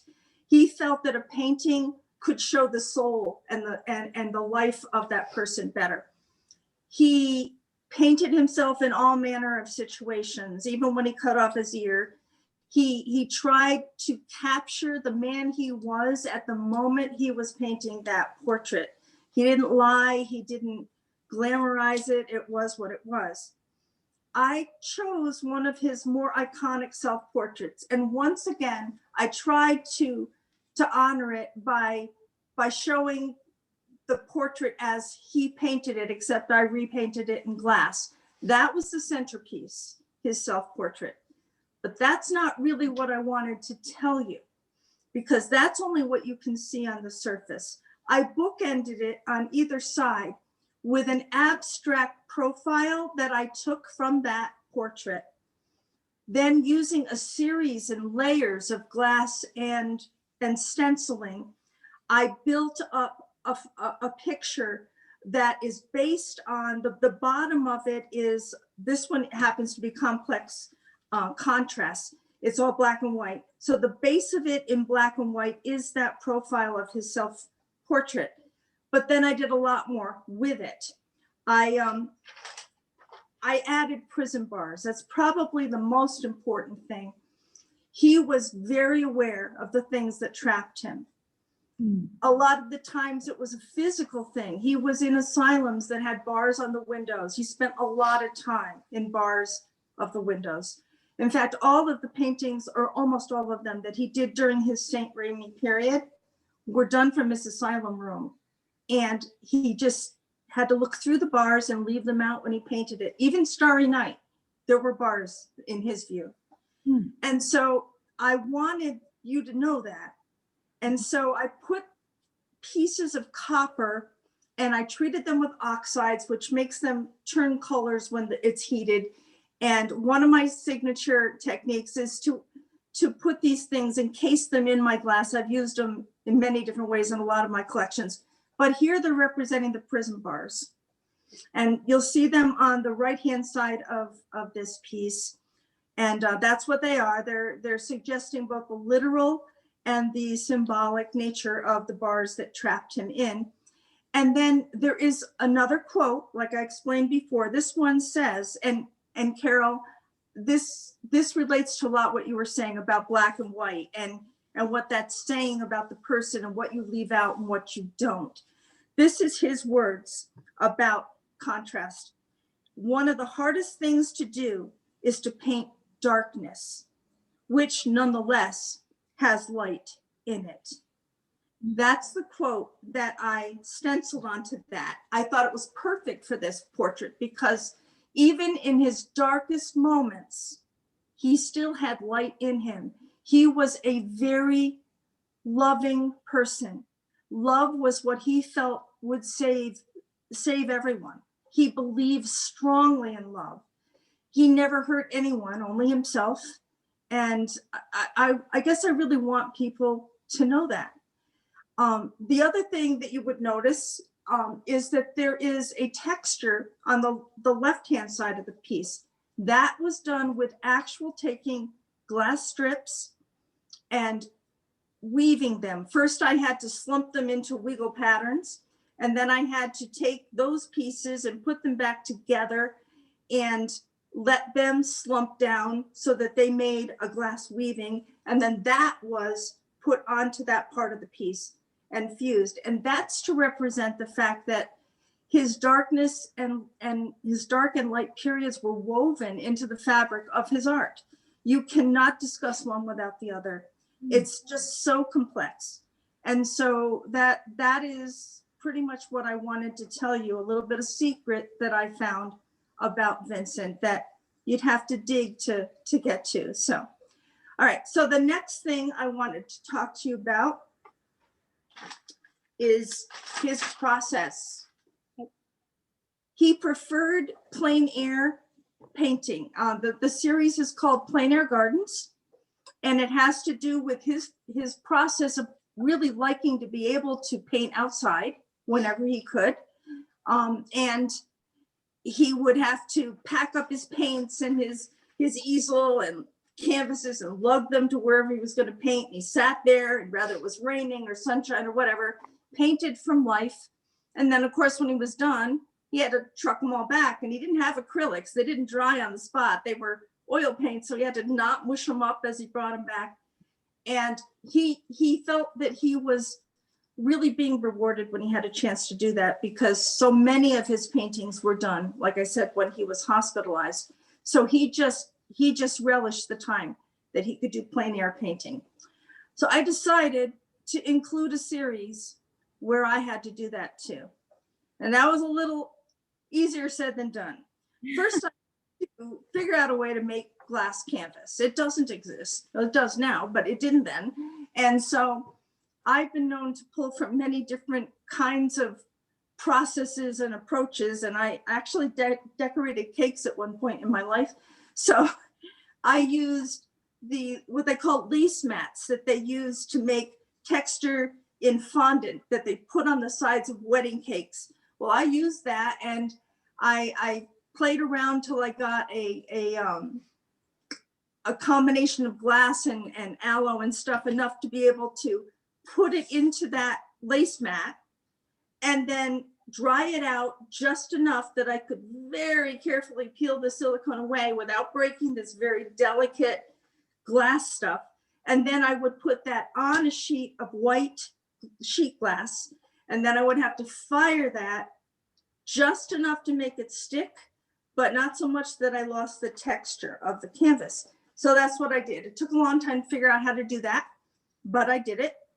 And so I was able to make my own glass canvas. And then of course I had to make up a whole lot of my glass paint, which had to hold up to 110-degree sun, because I live in the high desert. It wasn't quite like painting in France.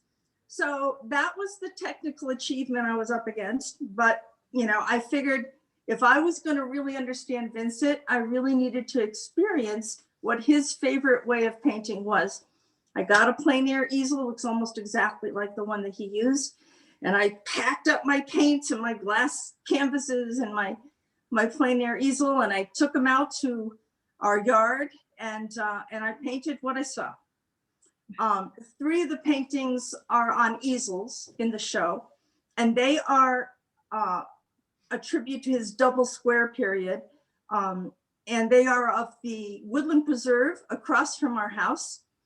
And I had to do it through the bars of our iron fence. I specifically set myself up to paint that picture looking through the bars of my iron fence, and left them out because that's so much of what he had to do.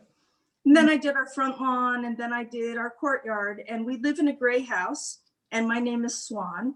And a lot of the time Vincent would name his things like, you know, Garden of Miss So-and-so. And so I named them like he would have. And I said, you know, the front yard of the Gray Swan house. And it's just sort of the way he would have said it. Well, my favorite piece in this is Miss Cindy's roses. And they're my roses, my rose gardens. And 9 times I had to do this because each of those roses was painted at a different time. But they're all done on canvas, and they're all done with glass powders. And then I fired them, and then I put them together as a collective to make Miss Cindy's roses, because I love roses and because I know Vincent loves flowers. So that explains this piece. Also very tactile, and you're welcome to feel it if you come there. All right, so the last series was trees. I chose trees, one, because it was a favorite subject of Vincent's, all kinds of trees, cypress trees and almond trees and, you know, lots of trees. And I love trees. Anybody who knows me knows how much I love trees. So I thought that was a good merger. His subject matter, my subject matter, it met in the middle. And then I also decided to have it be a place where his art and my art also connected, because each one of the pieces in my trees series is done in a different one of my signature techniques. So this one, Deep Woods, has my, I do a lot of strip work, and I had some dichro in here too. And I used a linear technique that I have to put the black in there. And it's contour fused, and it's very abstract, and you might not even know it's a forest unless you saw its title. But he had a whole series of paintings that he did that was undergrowth, forest with undergrowth. woods with undergrowth. He had a fascination for a time with that look, the light that is sort of subtle and dark, and the sunlight just peeks through a little bit and glinters here and there. But it has not so much of an ominous feeling, but just a mystery. You don't know what's in that forest. And so that's what I tried to capture with this piece. It has more black in it than I normally would use. And the dichro pieces that are in there are subtle. They're very, very dark cobalt dichro that you only really get the light glinting off of when the light is just right. And I thought that could be my little hint of his sunshine coming through. So I would like you, if you're interested, to see the rest of them. I've only given you a little overview, but I just love Vincent, and I know he's more than the crazy guy that cut off his ear. And I hope now you do too. And if you're interested, read the letters, find out more.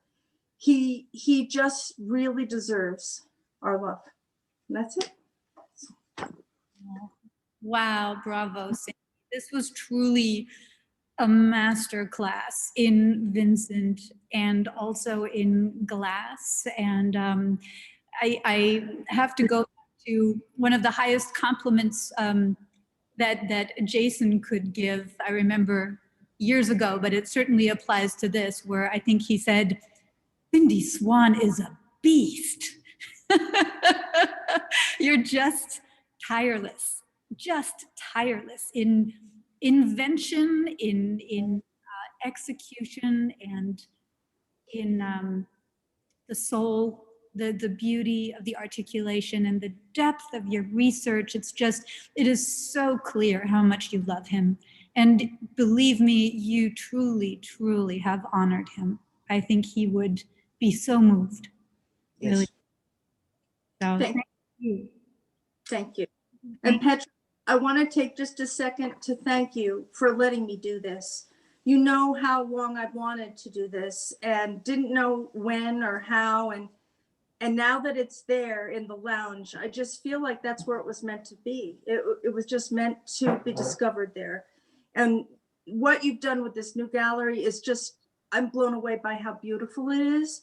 And all of the artists that are in that group show, I'm really honored that my comeback kid show with you, was with them, because, I feel a little intimidated by them, actually. They're so good. So, but I love hearing all of them talk about their art. It was just wonderful. Sorry, I didn't mean to step on you, but I'm sure they feel the exact same way about you, because what you artists do, it seems like you kind of, in a very pedestrian way of saying it, take yourself for granted, and you don't realize your own magnificence and your own talent. And so you guys as a whole, what a perfect segue. Thank you for handing me that, Cynthia and Swan. Yes, this was a celebration truly of just unbelievable, magnificent talent and beautiful human beings. Such hidden jewels, truly. I can't say it any other way. So that wraps up our presentation part for both exhibits. Please do join us now for a Q&A with the artists. I'm going to stop sharing the presentation so that you can hopefully see the artists in fuller view. Okay, so I'm going to try to pull up our chat window. And it looks like we also have some entries in the Q&A window. So forgive me if I have to go back and forth a little bit. I may ask you to, what is it called? Vamp for me. So I'll see if I can field the first question, and then I'll try to sort this out. But again, you guys are all just so brilliant. I love you. Mwah, thank you. Okay. Actually, the first one is a question from one of our wonderful artists, Sylvia, to Richard Bell. And it's more of a comment saying like, your Coltrane is fantastic. I'm sorry, I guess I'm going to end up reading these again. This is always the part where I stumble, so bear with me, guys. Ezra Behar wrote to all of the panelists saying congratulations to, thank you, myself and all of the artists for a stimulating and inspiring exhibit. Also from Sylvia to Cynthia. Thank you, Cynthia. Vincent has been a great influence for me too. As an ex-dancer, I have admired the movement in his work. Your presentation was so meaningful and your work wonderful. Then we also have a comment from Sean Coletto saying, so impressed with everyone. I am going to go to the Q&A because I think that's where we have our questions. Okay, interesting. Again, forgive me, guys. I can't seem to, there seems to be a question, I can't read it. Okay, anonymous attendee, Martha. Beautiful works. Genetically, I'm half Egyptian.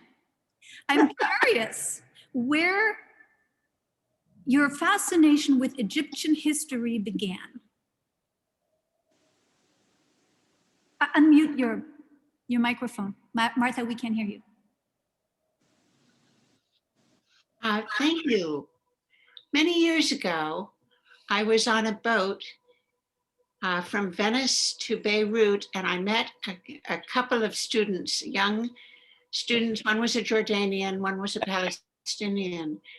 And I was on my way to Jordan to work in a school for Arab refugee children.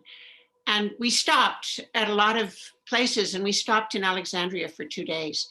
And these two guys took me all around. I loved it so much. And my whole experience of it, I fell in love with the Middle East. I'm so interested in it, its history, the stories. And I was lucky enough to spend time over there, and I lived with a Jordanian family for a little bit before I went to the school, and it was a great experience. It was one of the big experiences of my life. So that's where it came from. I was going to have to, of course, ask the obligatory question. Did you go to the city of Petra? Well, I didn't, but I have always wanted to go back, and I haven't been able to. And then it started to become too dangerous to go back for a while. But oh, it's a beautiful part of the world, and the people are so great. The hospitality over there is amazing, and friendships. It's something. wonderful. I wish there wasn't so much unrest over there. It's just so sad. It's a tricky one. Yeah. Meanwhile, forgive me, I have to also have one eye on the flowers, so sorry, the questions, but it turns out that we have less questions than more just expressions of love for all of you. So I think I'm going to just read these expressions of love as they've been written here, and then we can maybe open up also if you have questions for each other. But let me read this. Daphne Gilboa wrote, "Thank you, Susanne, for inviting me. I am glad I was able to watch and listen to all of you. I am glad that you are painting again. Looking forward to seeing more of your work. Love you." Anonymous writes, "Martha, once again, thank you for the beautiful voice you put to your work. The figure behind Isis's left shoulder. And is the 14th piece of Osiris what he is holding in his hand?"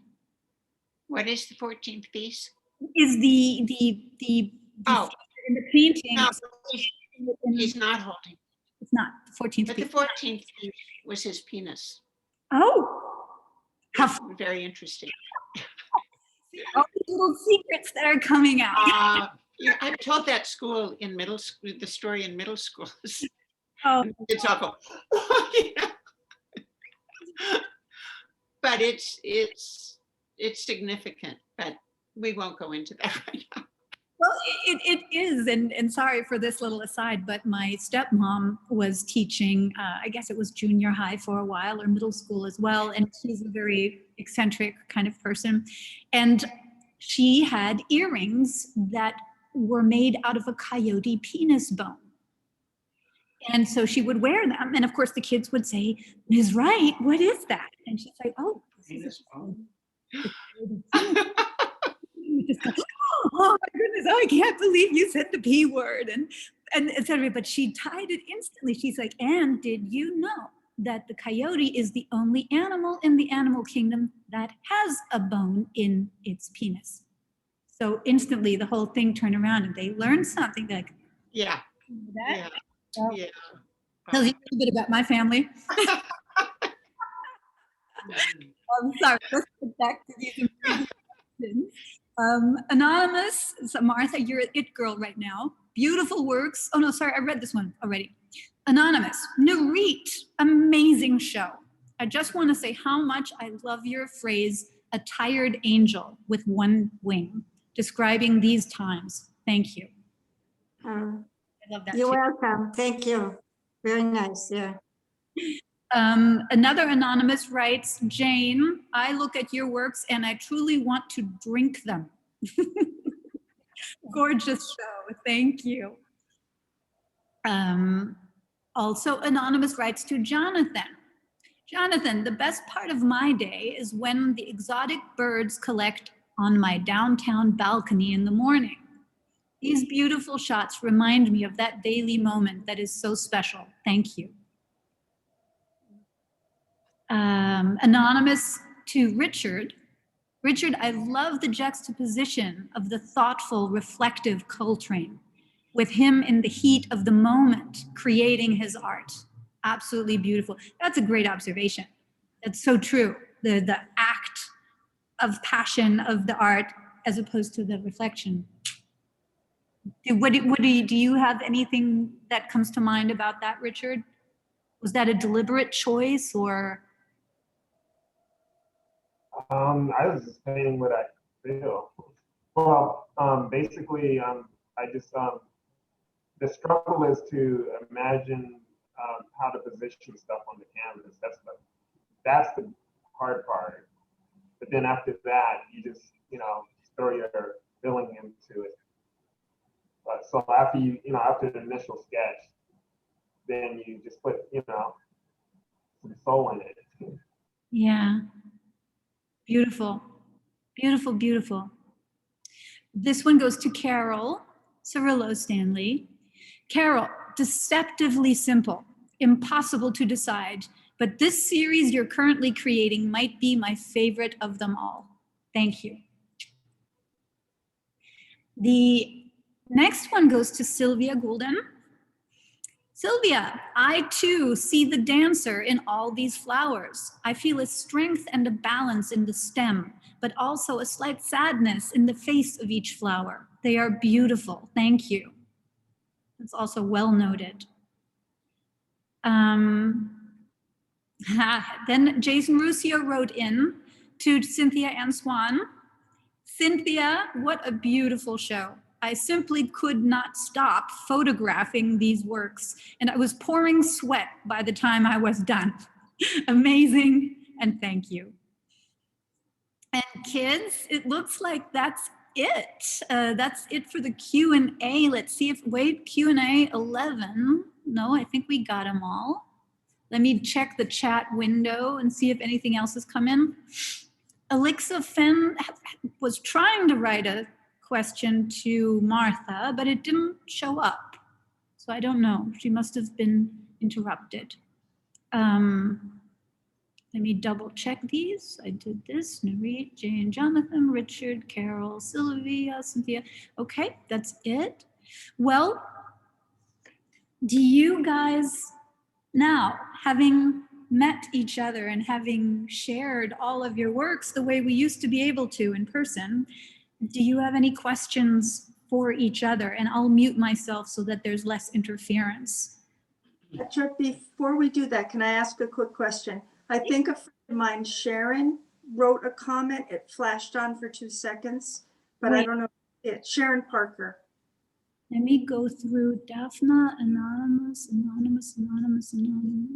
Jason. I don't see one. There's something in answer. It might be a text to you, and that's why you didn't see it. Okay. All right. Okay, I'm sorry, honey. But if you want to share that text, if it's a question, I'll be, do you want to share it? No, she just wrote again. She said, I'm here. It is to a, so she just did another one. Oh, okay, here we go. There it is. Oh, there's more. There's more. I found more stuff. Okay, hold on, guys. How exciting. Stephen Bradford writes to the panelists, thank you, Petra and panelists. This was just wonderful. Steve. Sharon Parker writes to the panelists, thank you, Cynthia, for inviting me. It is so wonderful to see your work. I also wish to express my appreciation for the work and the statements of the artists in the show. And I am Sharon, if you wish to a name for my comments. Thank you, Sharon, very much. Really appreciate it.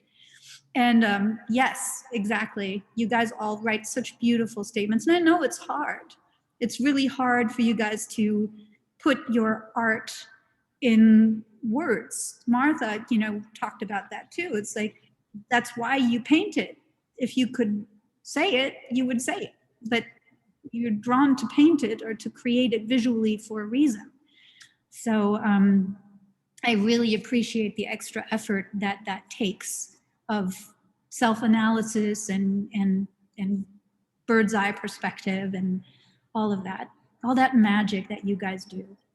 So anyway, now I'm going to shut up and open the floor to you guys. Just keep in mind, signal to each other if you want to talk to each other, because if two people speak at the same time, it cancels each other out. So just go one at a time kind of thing. I'm going to mute myself.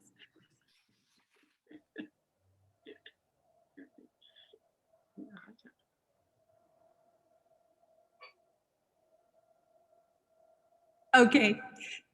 I think you guys are Since talking. nobody's saying anything, it was so wonderful. All of you are, I'm so proud to be in show with all of you. And I loved everything that everyone had to say, and your work is outstanding, everyone. So thank you, Petra. And you guys I are second that motion. and I want to say, one more thing I have to say to Carol, because during our last presentation, I bought one of Carol's limited edition prints, which she showed tonight, Encounter, and I love it. It is so exquisite. So Thank you so I much, was Suzanne. so thrilled that was one of the pieces that you put up tonight. So thank you. Thank you, Suzanne. Thank you. I want to say I really thank the opportunity to be so inspired by you all. And I really mean that, because each time I've been able to participate, I really learned something. I really learned something. And we need to be supportive, because we live in negative space. That's how we create our light and darkness, and that's how we grow. I mean, before we came out and decided to be here as entities, we lived in a world of water, inside. And I think we need to, in a way, women and men who begin to learn how to weave an image, it creates a future and it creates safety. And I think the safer we feel inside of ourselves, that manifests, and we acknowledge that. So I just really, I really, really appreciate the opportunity to participate and hear what you say, because it makes me grow. And I really thank you. I mean, we need to focus on the light, because we got to have it so we know where we're going. So thank you. Thank you. Thank you. Thank you, Petra.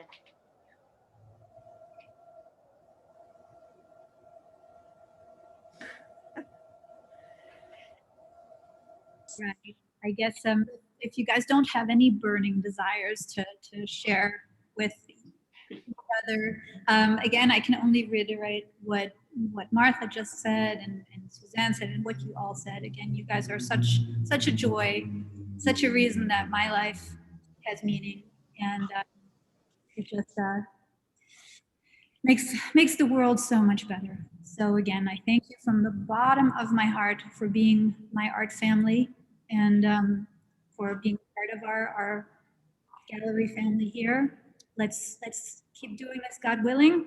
And I guess with that, again, just I can't. I'm running out of superlatives and things to say about how much I love you all and love your work. But I guess the only thing I can keep reiterating is just that it inspires me endlessly, and it gives me a reason when I feel down and hopeless to replenish and to feel inspired to continue on.